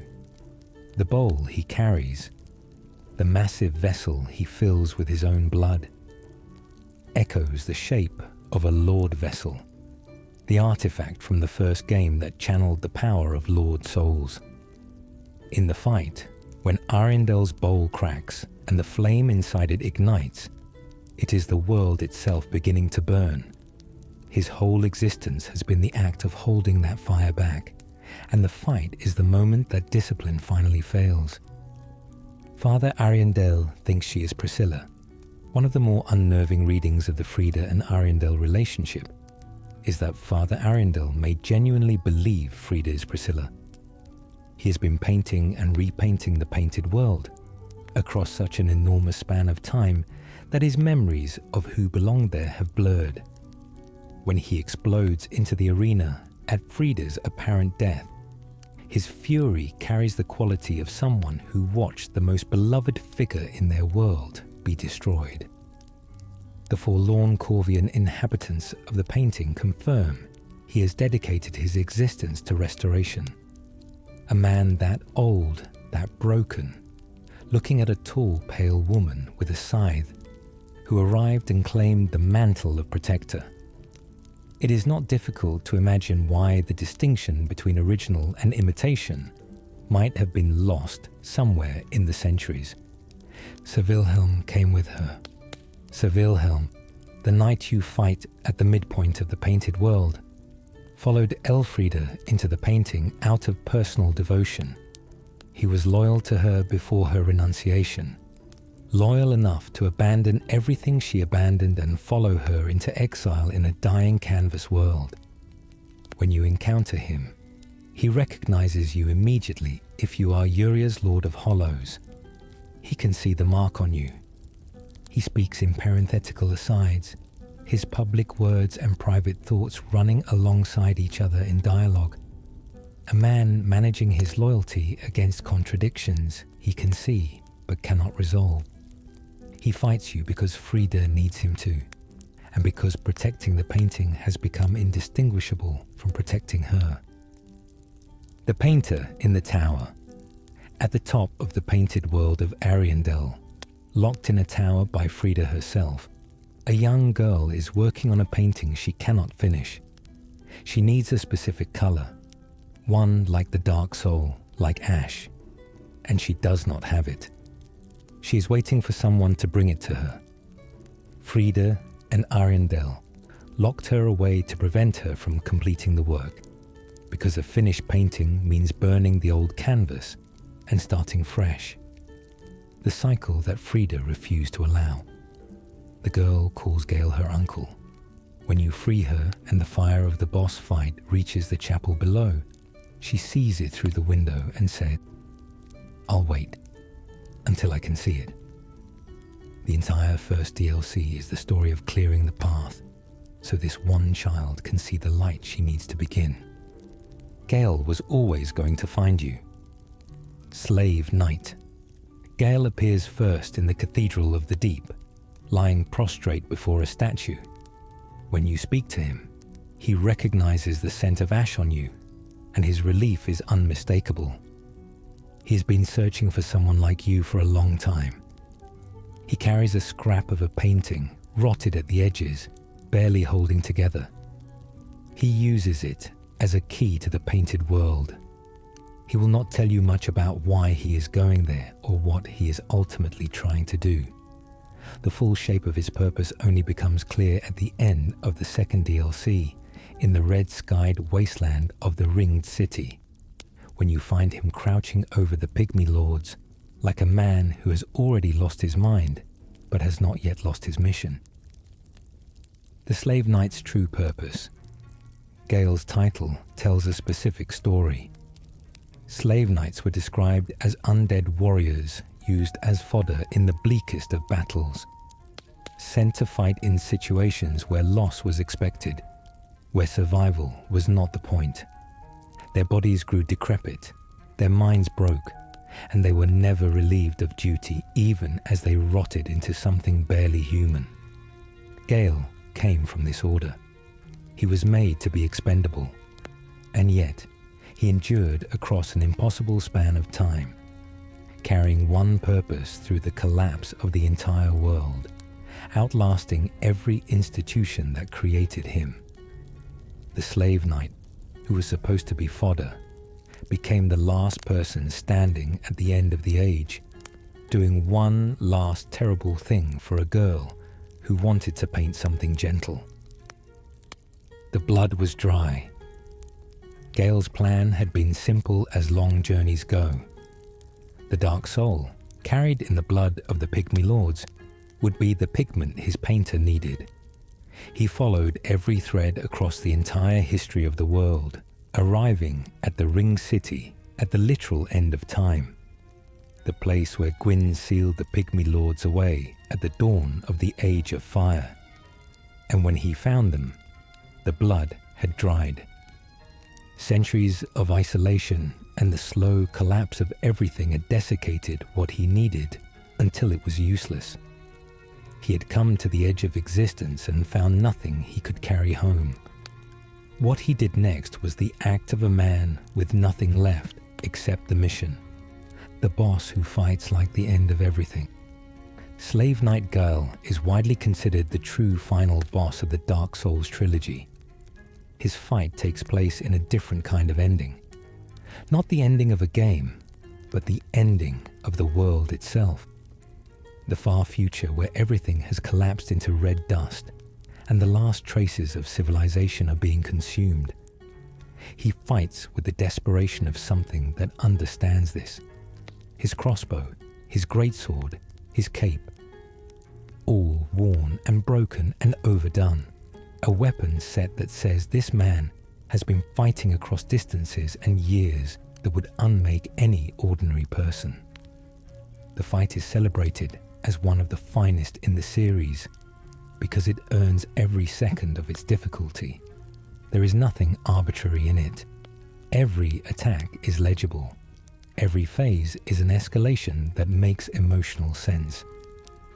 The corruption he could not escape. The problem with assigning someone to consume the abyss indefinitely is that the abyss does not run out. It is a persistent force, the expression of humanity's accumulated darkness, which grows wherever people suffer and hollow. Midir fought it for millennia without respite, and the abyss seeped into him through every encounter. His scales darkened. Crystals of abyssal energy grew across his body. His fire breath became threaded with darkness. His mind, which had been clear, loyal, oriented by duty, began to fracture. The spears of the church recognized the danger. If Midir fully fell to the abyss, the weapon built to contain it would become the largest concentrated source of it in the world. He had become exactly what he was created to prevent. His name is a play on murder. Midir's name is a play on the English word murder. Calamite, the dragon from Dark Souls 1's DLC, played on calamity. Sin, the dragon from Dark Souls 2, played on sin. The pattern holds. Each great dragon in the series carries a name that is also a word for destruction or transgression. Midir follows this convention while complicating it, because the dragon named for murder was raised and weaponized by the very gods who feared what his kind represented, and in the end, their use of him cost him everything. He is a murderous name given to a creature that was trying, desperately and unsuccessfully, not to be what the name implied. Midir and Artorias share a mirror. The parallel between Midir and Artorias. The Abyss Walker is one the lore notes explicitly, and the community has long observed. Both were assigned to fight the Abyss as their central purpose. Both were corrupted by the Abyss despite, or because of, how deeply they engaged with it. Both persisted in their duty even as it destroyed them, continuing to fight because the duty was all they had. Artorias famously sacrificed his shield arm to protect his wolf companion, was overwhelmed, and was eventually ended by the chosen undead. Midir fought alone, without companion, without reprieve, for a span of time that dwarfs anything Artorias faced. Their stories are the same tragic arc told at different scales, and they both end with someone who cared about them asking you to deliver the mercy they could not give themselves. The curse-rotted Greatwood's origin. The Greatwood in the undead settlement is not a tree that became a monster. It is a monster that grew around a purpose. The people of the undead settlement had a tradition of burying their curses, taking the spiritual weight of their suffering and pressing it into the soil beneath a great tree. The tree absorbed those curses across generations, serving as a repository for human misery. Over time, the accumulation exceeded any natural capacity to contain it, and the concentrated essence of that suffering took on will and form. The white sac-like growths covering its trunk are the physical expression of curse energy, each one a stored human pain that the tree could no longer properly absorb. The great wood is what happens when a culture's grief is never processed, only hidden. The Crystal Sage's inheritance. The Crystal Sage, the shifting, teleporting boss of the Crucifixion Woods, is one of a pair of twins who are the spiritual successors of Big Hat Logan, the legendary sorcerer from the first Dark Souls who spent his life studying Seath the Scaleless and eventually went mad from it. The Crystal Sages wear enormous hats closely resembling Logan's, explicitly signaling their lineage. They carry forward the crystal sorceries Logan developed after his encounter with Seath's knowledge, and the sage's crystal staff description warns that, like egg, crystal spheres devour the will of the user, implying that a lifetime of channeling this branch of magic eventually erodes the mind of the person using it. Logan went hollow in Seath's library. The sages went mad differently, but from the same source. The knowledge passed from Seath to Logan to them follows the same arc, wearing down everyone it touches. There are two of them. What many players miss about the Crystal Sage boss fight is that there is a second sage. After defeating the one in the Crucifixion Woods, players who explore the Grand Archives, the towering library at the heart of Lothric Castle, find the other twin there as a powerful recurring enemy, teleporting through the stacks and attacking from a distance. The two were described as spiritual guides of the Grand Archive scholars, introducing both crystal gems and the heretical worship of Seath into Lothric's academic culture. One of them eventually allied with the undead legion of Farron, for reasons the lore does not fully explain. The split between them mirrors a broader fracture in the institutions they served. Knowledge divided against itself. Loyalty serving two incompatible masters. The Dragonslayer armor is empty. The Dragonslayer armor boss, encountered on a bridge before the Grand Archives, is not a person. There is no one inside it. The armor belonged to one of Ornstein's disciples, a knight trained in the Dragonslayer's tradition, one generation removed from the Nameless King's first knight. After the knight's death or departure, the armor was found and possessed by the pilgrim butterflies, the strange angelic-looking creatures drifting through the skies around the Grand Archives. They animated collectively, using it as a vessel which explains the slightly off quality to its movements. The armor fights with deliberate precision, but also the wrong timing of something being puppeted rather than worn. The lore detail that it belongs to a student of Ornstein threads it back into the same lineage. The Nameless King's legacy scattered and transformed across centuries, ending as an empty suit controlled by things that flew down from where it used to guard. The Old Demon King's grief, the Old Demon King, found in the smouldering lake, is defined by what he is the last of. Demons, born from the catastrophe of the Bed of Chaos in the first Dark Souls, when the Witch of Izalith attempted to recreate the first flame, and produced a disaster instead, have been dying out across the entire trilogy. The Old Demon King is what remains when almost all of them are gone. The lesser demons around him in the smouldering lake are degraded, dying forms, and the king himself is surrounded by the cooling ash of fires that have gone out. He carries the ember of demon fire inside him, but it is described as fading. His boss fight has a quality of defeat that precedes you. He was already losing before you arrived. You are simply the thing that finishes it. Half-Light and the Living Player. Half-Light, Spear of the Church, is one of the most conceptually unusual bosses in Dark Souls 3. In its design, Half-Light is meant to be replaced. The boss fight is supposed to feature another human player invading your world in the role of the boss, an enemy who thinks and adapts and plays unlike any scripted AI. In a live game with an active player base, this encounter could produce the hardest fight in the game, facing a skilled human opponent in an arena designed to favor them.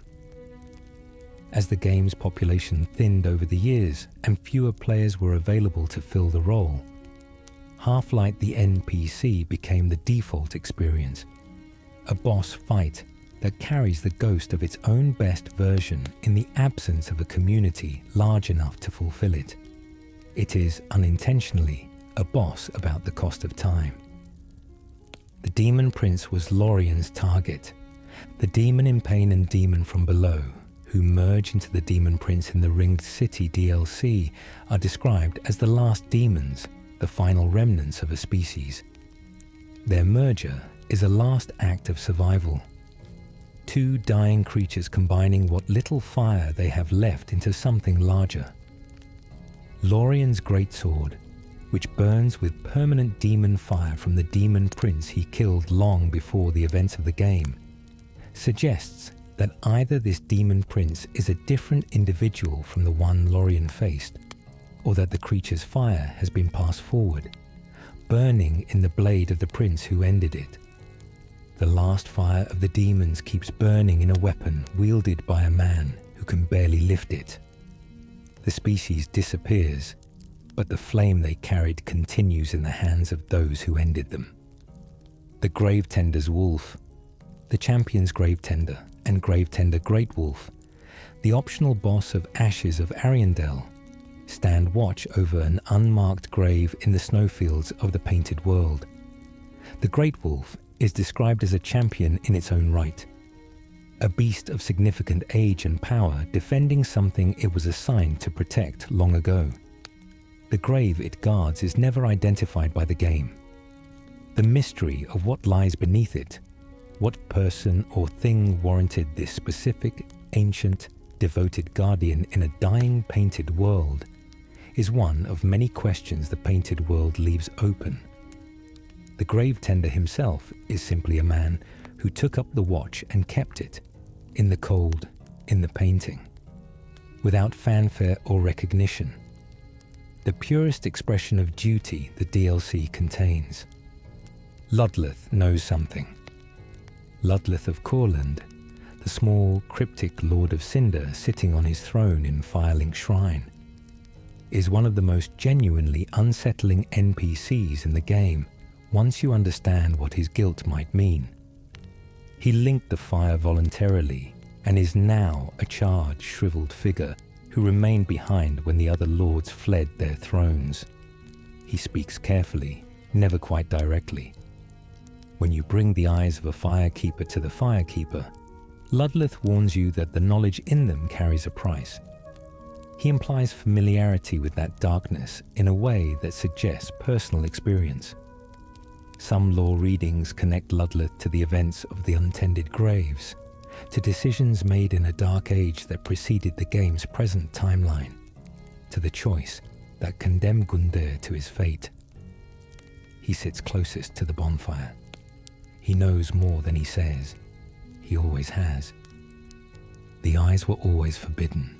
The eyes of a firekeeper, the item that enables the end of fire ending, are described as eyes that show their bearer the world before fire. The Age of Dark, the age the gods spent the entire trilogy trying to prevent.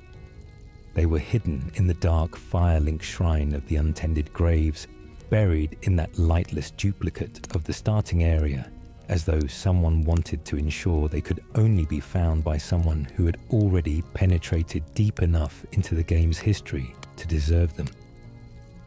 When you bring them to the firekeeper in the normal shrine, the music changes. She begins to speak differently. She can see something she could not see before, and the sight of it changes everything about her voice. A recognition of something vast and quiet that she does not have words to explain. The firekeeper fears what she sees. If you attempt the end of fire ending, the firekeeper cradles the dying flame in her hands as it goes out, and she says, "I am a firekeeper, and I tend to the flame. Should it be required of me, I would see it out to the very end." She's choosing to participate in the ending. She was built to sustain the flame, trained and shaped for no other purpose, and she's choosing to let it die. What happens after she extinguishes it is left to imagination, except for one thing. If you attack her during the outro cutscene, you kill her and take the eyes back, and the flame rekindles. The betrayal ending, the choice to kill the person who trusted you enough to let the world change. The game remembers what you chose, and the ending is exactly what it sounds like.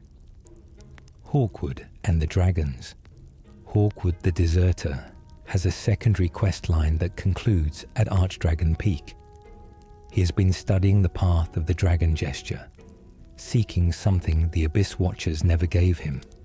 Transformation or transcendence, or simply an escape from the cycle of ash and fire that defined his entire existence. He challenges you to a duel at the peak for the right to a dragon gesture stone. Winning gives you the stone. Losing gives it to him. Either way, it is the arc of a character who served fire, abandoned fire, and is now reaching toward the dragons. The one thing in Dark Souls that stands entirely outside the cycle, ancient and stone and permanent, neither burning nor fading. The bonfire is a coiled sword. The coiled sword thrust into the bonfire at Firelink Shrine, the mechanism through which you absorb Estus and build your strength, is the same coiled sword embedded in Gundir's chest. When you pulled it from him at the start of the game, you claimed it. You placed it in the bonfire. The weapon you used to initiate the first boss fight became the instrument of your entire survival through the rest of it. The bonfire at the center of your safe space is built around the sword taken from the chest of a man who failed his duty. His failure became your foundation. That is not coincidence. That is the cycle describing itself in the most compressed and uncomfortable way it can. Every ending loops. Whatever choice you make at the end of Dark Souls 3, the cycle does not definitively end. Even the End of Fire ending shows an age of dark dawning, and then, far in the distance, a tiny ember. The game's visual vocabulary has trained you to recognize what an ember means. Even in the most complete seeming conclusion, something is left. Something always persists. The untended graves shows you a version of the world where the fire died and the cycle continued anyway. There is no ending that is truly an ending. There are only different shapes of continuance, different relationships to the flame, different ways of being caught in something that turns and turns and does not stop. Gundir's halberd was always unbreakable. The item description for Gundir's halberd states explicitly that it is said to never crumble. This is not a boast or a piece of flavor text. It implies that Gundir's role as eternal judge was predetermined, built into the materials of his weapon before he ever arrived at the shrine. Someone who crafted or bestowed that halberd knew he would need it indefinitely, which means someone planned for his failure before he failed. The whole tragedy was engineered. The unbreakable weapon is the signature of a system that needed him to keep testing, to keep judging forever. A system that did not need him to succeed. It only needed him to keep the gate and judge those who came after. The pus of man and its source. The pus of man, the dark, oily corruption that erupts from Gundir in his second phase and saturates the consumed king's garden, is connected to the abyss in a specific way. It is described as a manifestation of humanity run rampant, the dark part of the human soul pressing outward through the body in a kind of violent bloom. The hollows in the consumed king's garden who erupt with it when struck are people whose humanity has curdled and pushed through them from the inside. Gundir has been hosting this corruption for thousands of years, frozen in place while it grew inside him. When it erupts during your fight with him, it is not an attack so much as a revelation.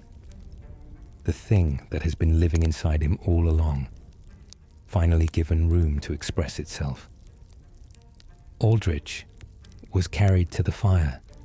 The picture of Aldrich's journey to becoming a Lord of Cinder is one of the game's most disturbing institutional portraits.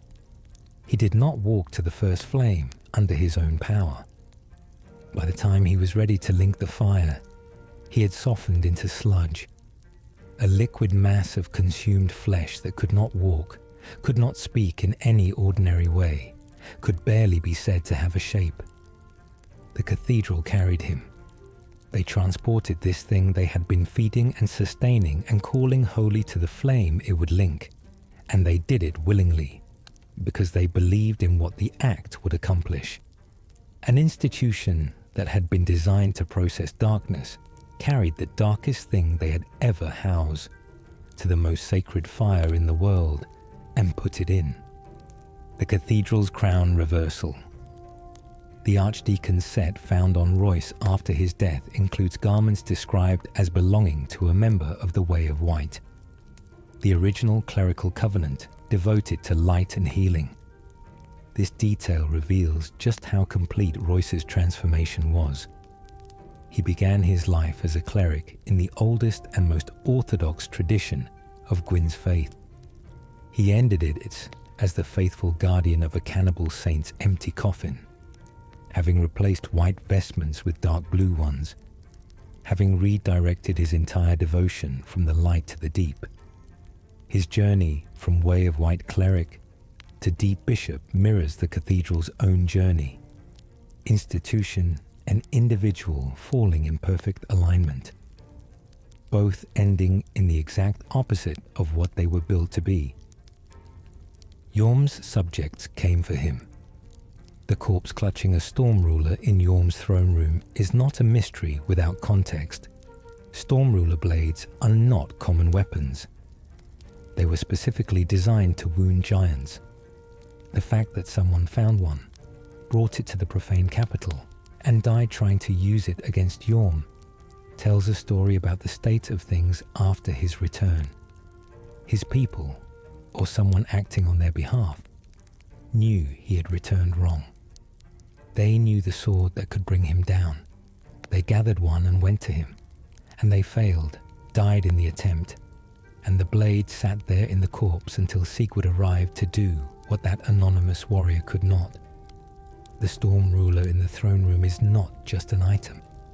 It is evidence of someone who tried first. Sulivan's sword is his philosophy. Pontiff Sulivan wields two swords simultaneously in his boss fight, one burning with the profaned flame, one charged with pure sorcery. This is not a combat choice made for variety. It reflects his entire identity. He found the profaned flame, the fire outside the divine order, the fire that answered to no god, and made it his own. He studied sorcery in the painted world before he ever touched that flame. His dual weapons are his two sources of power literally held in his two hands, the untamed fire that gave him his conquest and the scholarly craft that shaped how he used it. He is simultaneously the sorcerer from the painting and the conqueror of Irithil, and he refuses to set either half of himself down. The dancer's swords mirror the pontiff. When you transpose the dancer's soul, you can create her enchanted swords, a paired set described as swords that mirror the pontiff. One is enchanted with dark in the right hand, one with fire in the left. They are specifically designed to echo Sulivan's weapons. He gave her blades modeled on his own, symbolic of the vows she made to him, a kind of collar made of metal and dark flame. She carried his signature into battle on his behalf, wearing his weapons the way a branded servant wears the mark of their master. Every time she fought with those blades, she was an advertisement for the man who owned her fate. Gale's repeating crossbow. One of the weapons you can create from Gale's boss soul is a repeating crossbow, a rapid-fire ranged weapon he used in the centuries of fighting leading up to his final battle. Its description notes that the crossbow is covered with twists and dinks, rusted with blood, and made extremely brittle from overuse. This is a weapon that has been fired so many thousands of times across so many battles that it is nearly destroyed. It holds together through sheer stubbornness rather than structural integrity, the way Gale himself held together. Not because the body could take any more, but because there was still one thing left to do, and putting it down was not an option yet. Midir's four wings. Most of the dragon-like creatures in Dark Souls 3 are wyverns, two-legged, two-winged creatures that share the general shape of dragons, but are considered lesser, more animalistic forms. Midir has four wings. This is the detail that confirms his status as a true descendant of the archdragons, the great beings who ruled the world before the first flame, and who possessed four wings as a distinguishing feature. Calamite, in the first game, also had four wings. The four-winged design marks him as something genuinely ancient, something from before the age of gods and fire, raised up out of that deep time, and given a new master and a new purpose without any of his ancient nature being diminished. Wolnir's Holy Sword is named. The weapon created by transposing Wolnir's soul is called Wolnir's Holy Sword, a blade that radiates divine light, built from the soul of a man who spent his existence conquering in the dark, and whose only connection to holiness was the cleric armlets he stole from corpses to keep himself from dissolving. The holy in its name is not ironic in the game's vocabulary. The blade genuinely channels divine power from those armlets, which were sacred objects before Wolnir stripped them from the dead. He did not stop being in possession of holy things just because he came by them through desecration. The sword carries real sanctity borrowed from people he killed, which is a very specific kind of condemned miracle. The Abyss Watchers shared funeral. When the Abyss Watchers linked the first flame, their wolf blood dried up, and the followers of the wolf blood, the broader community of warriors and outcasts who had gathered around the undead legion, went hollow. With the Watchers gone into the fire and the blood that bound everything together now inert, there was no longer any purpose left for those who had defined themselves by proximity to that purpose. The followers wandered and disappeared. Some eventually made their way into the painted world of Arendelle, the destination of last resort for those who have nowhere left to go. The Abyss Watchers did not just sacrifice themselves. They dissolved the entire community that had organized itself around them, and that community's end is scattered across the game in quiet details. Lorien is mute. Lorien does not speak a single line of dialogue in the entire game. Not before the fight, not during it, not in any cutscene. Lothric speaks for both of them, addressing you, addressing his brother, delivering the encounter's emotional weight entirely through his own voice. Lorien's silence is not a design oversight. It is the curse. When he absorbed part of Lothric's affliction to relieve his brother, he lost his voice. He cannot speak. His entire presence in the narrative is physical. The worn armor, the crawling stance, the greatsword raised by sheer will from someone who no longer has the legs to stand. He communicates only through action, and the action is keeping going.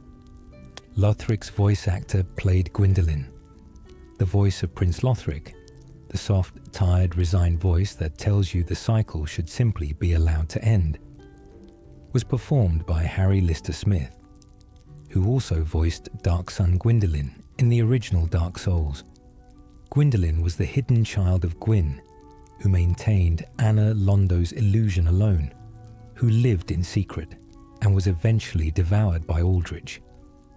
Lothric is the last child of Okairos, who refused to sustain the system that had consumed everyone before him.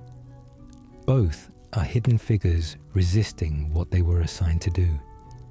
The casting is almost certainly not accidental.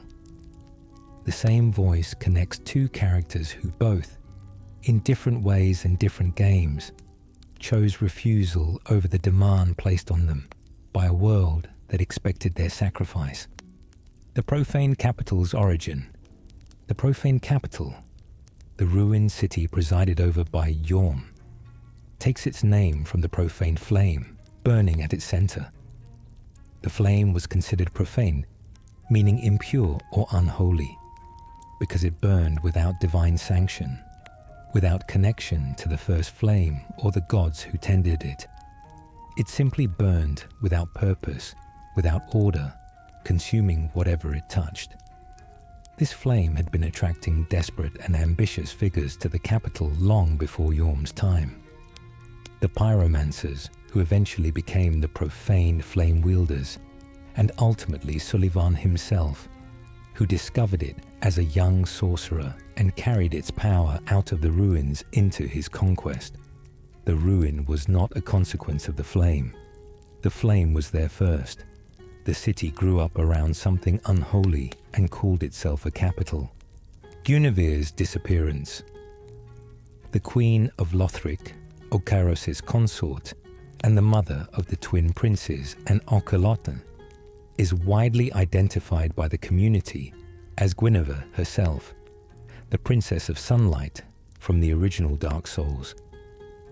The divine blessing dropped near her name in the item descriptions, and her characterization as a goddess of fertility and bounty mirrors everything the lore says about Guinevere.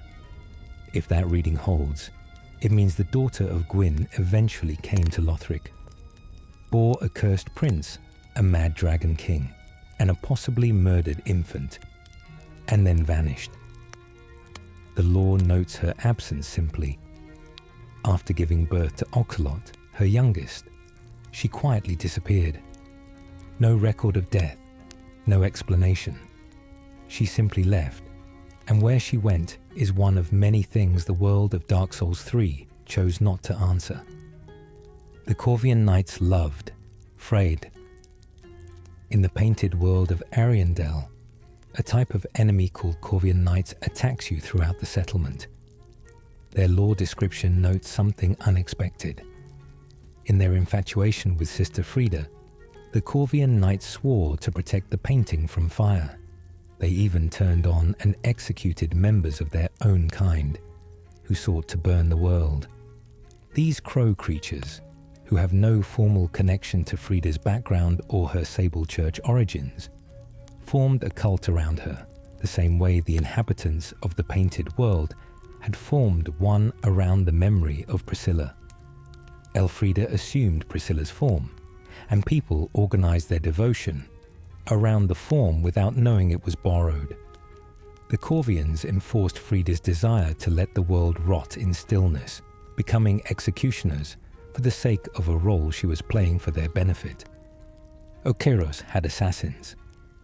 A detail in the Okeros lore that reads almost like a footnote but carries its own weight. Before his transformation was complete, the king's enemies sent assassins to kill him. The game notes that countless assassins were sent to end his reign, but none returned. This was not a single failed attempt or even a few. It was an organized, sustained campaign to remove him from power, suggesting that his transformation and the disruption it caused were serious enough that multiple factions with sufficient resources decided assassination was the appropriate response. And every single one of those killers was absorbed into whatever Okeros was becoming. None of them returned. The mad, crawling, eyeless king in the garden had defeated not just one challenger, but a continuous stream of them, alone in his ruin. The deacon's candles. Every deacon in the Cathedral of the Deep carries a candle. This is their most distinctive visual detail. A congregation of robed figures in a dark cathedral, each one holding a small flame. The candles do not serve as weapons or as utility items in any mechanical sense. They are a remnant of what the deacons used to be. Clergymen in the service of purification. People who literally carried light into the places where darkness accumulated. The same people who now guard the tomb of a cannibal god and channel the power of the deep still carry candles. The ritual form survived the faith's complete inversion. They kept the gesture of light carrying long after the light became something else entirely. Aldrich wore robes. When Aldrich appears in the boss arena of Anna Londo, his upper body, the portion that is recognizably humanoid, the remnant of Gwyndolin he has partially consumed, wears robes. These are the vestments of his clerkly past, preserved somehow through his transformation into sludge and his centuries in a coffin. He is simultaneously a liquefied mass of consumed flesh and a man in a robe who used to perform clerical duties. The robes have been swallowed partially into his body, but remain visible, like an insect preserved in amber, the last external sign of the person he was before the eating started. He went into the fire wearing the clothes of his profession and came back wearing them still. The institution never let him change his outfit, and he never had reason to. The painting is always burning. The painted world of Arundel has been burned before. Father Arundel has restored it before. The cycle of painting, burning, and repainting is described in the lore as the natural process of painted worlds. They are created, they decay, or are destroyed by fire, and then a new painter begins. Arundel specifically had been through this process multiple times, each restoration requiring the painter to suppress the flame and allow the new world to develop. Frida's decision to prevent the flame from ever being used again was a disruption of the natural cycle, not a defense of the existing one. She chose permanent rot over temporary fire, eternal stillness over the violent renewal that had allowed the world to exist in the first place. She chose to preserve something dying rather than allow something new to begin. Gale's crossbow strategy. During the Slave Knight Gale fight, There is a recurring moment in the second phase where he draws his crossbow and fires a rapid burst of bolts while circling. This behavior is directly tied to his identity as a slave knight. The crossbow description notes it was customized for repeat firing to face mobs alone. He was accustomed to fighting in situations where he was vastly outnumbered, where the only survival strategy was covering fire at multiple targets simultaneously. The crossbow was not a secondary weapon. It was the tool that kept him alive when the odds were impossible. Used in battles he was expected to lose. He brought those same tools and that same strategy into his final fight, carrying the habits of a lifetime of unwinnable situations into the last one. Nameless King and Lightning. The Nameless King commands lightning in a specific and personal way, not as a divine gift received from Gwyn, but as inherited bloodline power that has been repurposed. Gwyn used lightning to hunt dragons. His firstborn used it the same way, fighting alongside his father in the Dragon War with the same sunlight spear techniques. After his defection to the dragon side, the Nameless King retained his lightning power, but changed what he used it for. The spear that once hunted dragons, he now wields from the back of a dragon. In defense of the creatures it was forged to kill, he is the weapon turned against its own purpose. The lightning of the god hunters protecting the last things the god hunters would have wanted to protect. The Ringed City is the oldest place. The Ringed City, accessed through the Ringed City DLC, is described as the place at the end of the world, both geographically and temporally. It is a location built by Gwyn at the beginning of the Age of Fire to contain the Pygmy Lords and their dark souls, the primordial humans who threatened the divine order simply by existing. He sealed them there with his blessing, which the ringed knights wear on their skin, literally, a brand that functions as armor and a mark of subjugation simultaneously. By the time the Ashen One arrives, the city has outlasted everything else. The Age of Fire has ended. Most of civilization has collapsed. The Ringed City persists because it was built to contain something that does not die and a flame that does not go out, and both of those things are still there. Filianor's sleep. Princess Filianor sleeps at the heart of the Ringed City, curled around an egg that she was placed there to protect. When you wake her, when you touch the egg, the illusion she has been maintaining collapses. The Ringed City, as you have been walking through it, is a fiction, an image projected by her sleeping mind to preserve something of the world as it once was. When she wakes, the city reveals itself as ash and ruin, the real shape of the far future, the world after everything has ended.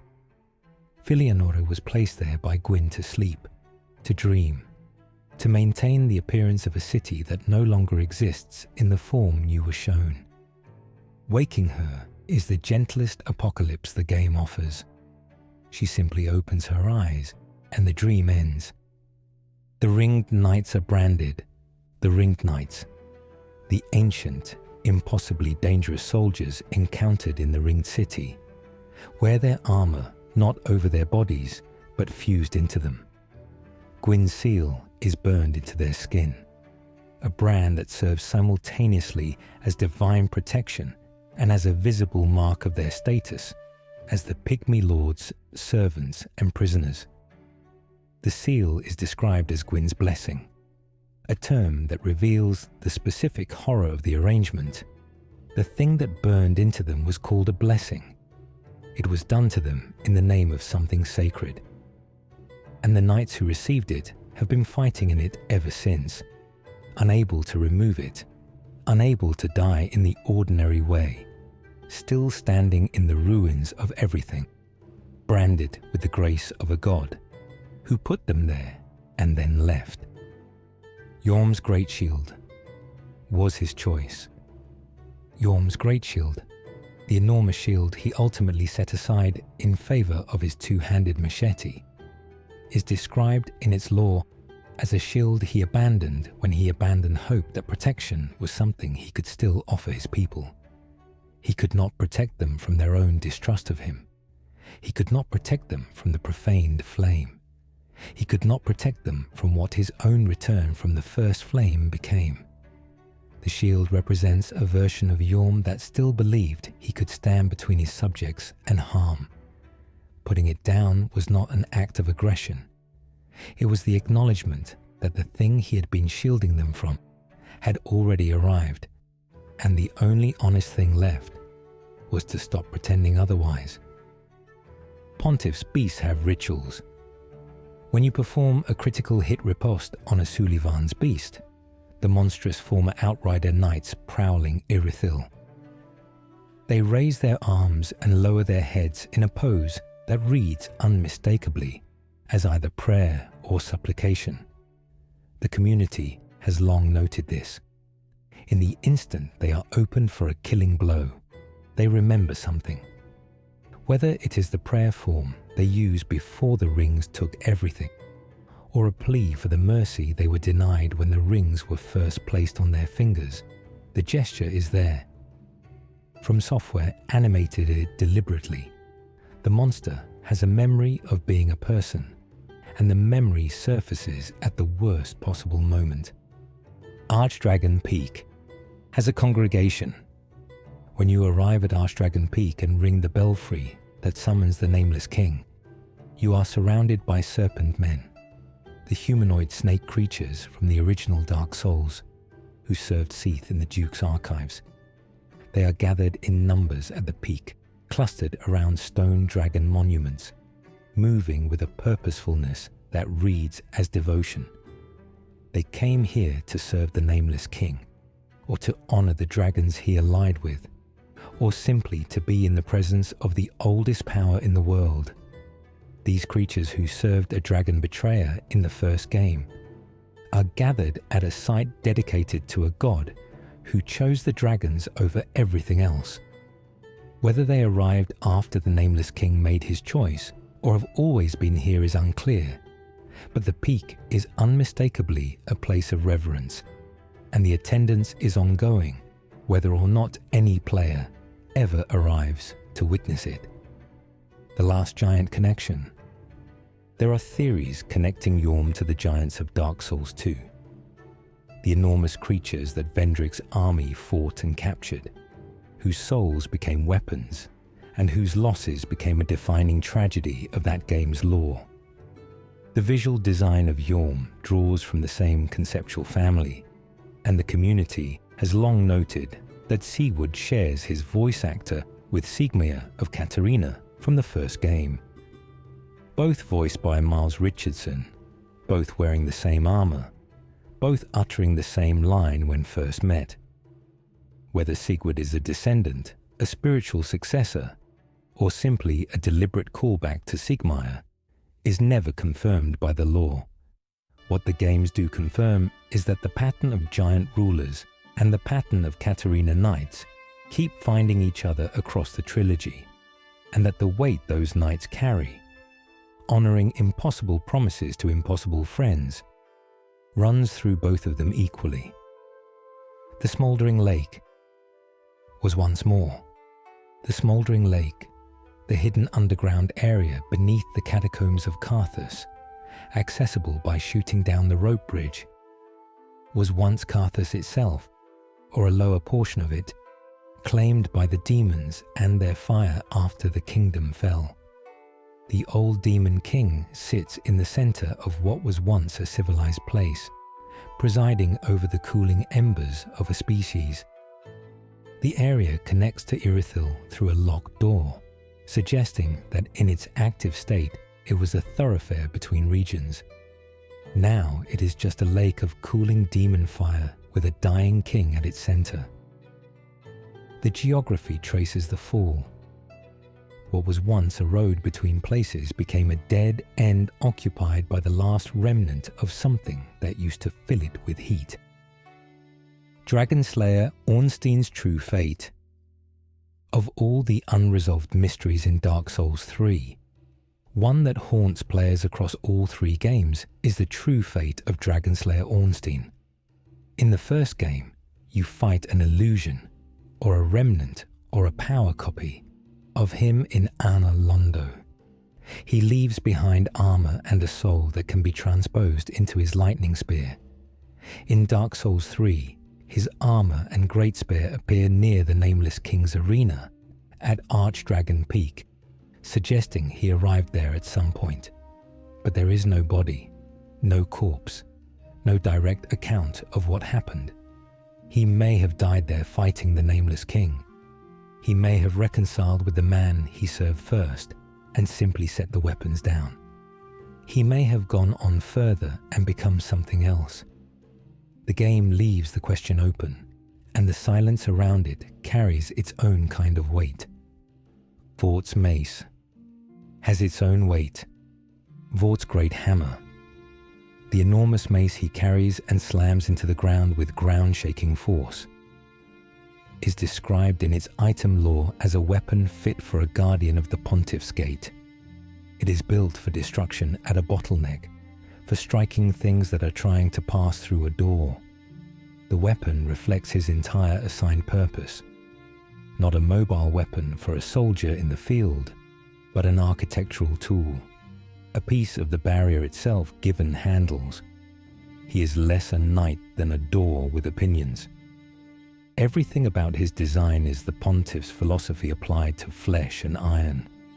Something that exists to stop movement, that has been shaped entirely by the single function assigned to it, that has no other context for what it is. The Crystal Sage had a favorite pupil. Among all the scholars in the Grand Archives, the Crystal Sages designated one as their favorite.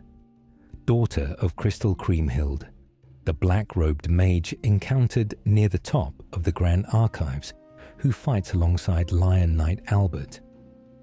The sage's crystal staff was given specifically to her as a gift, presented as a gift by the Crystal Sages to their favorite pupil.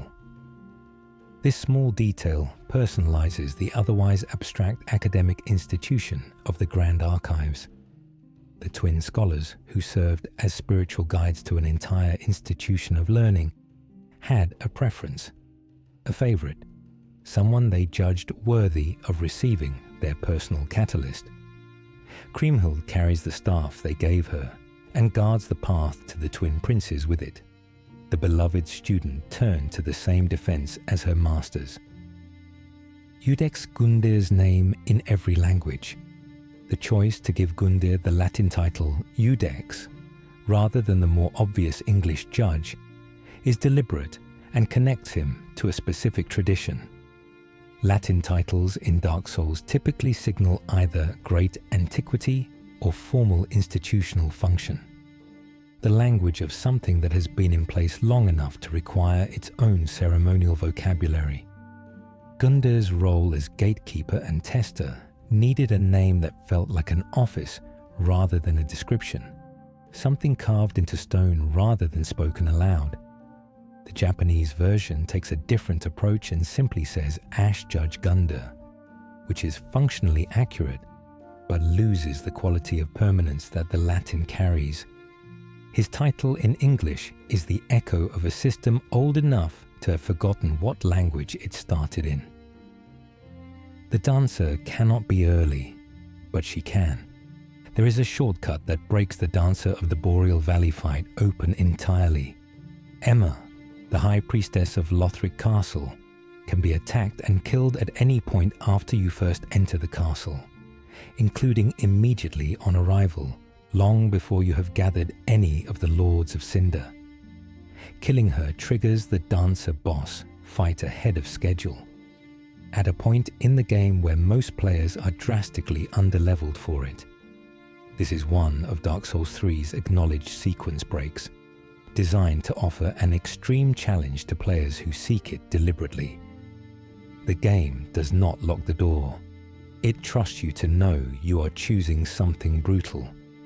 Experienced players use it to reach Lothric Castle early and farm for equipment. New players who wander in and accidentally attack Emma discover a 3-phase boss they have no business fighting yet, in an empty hall with nobody left to help them.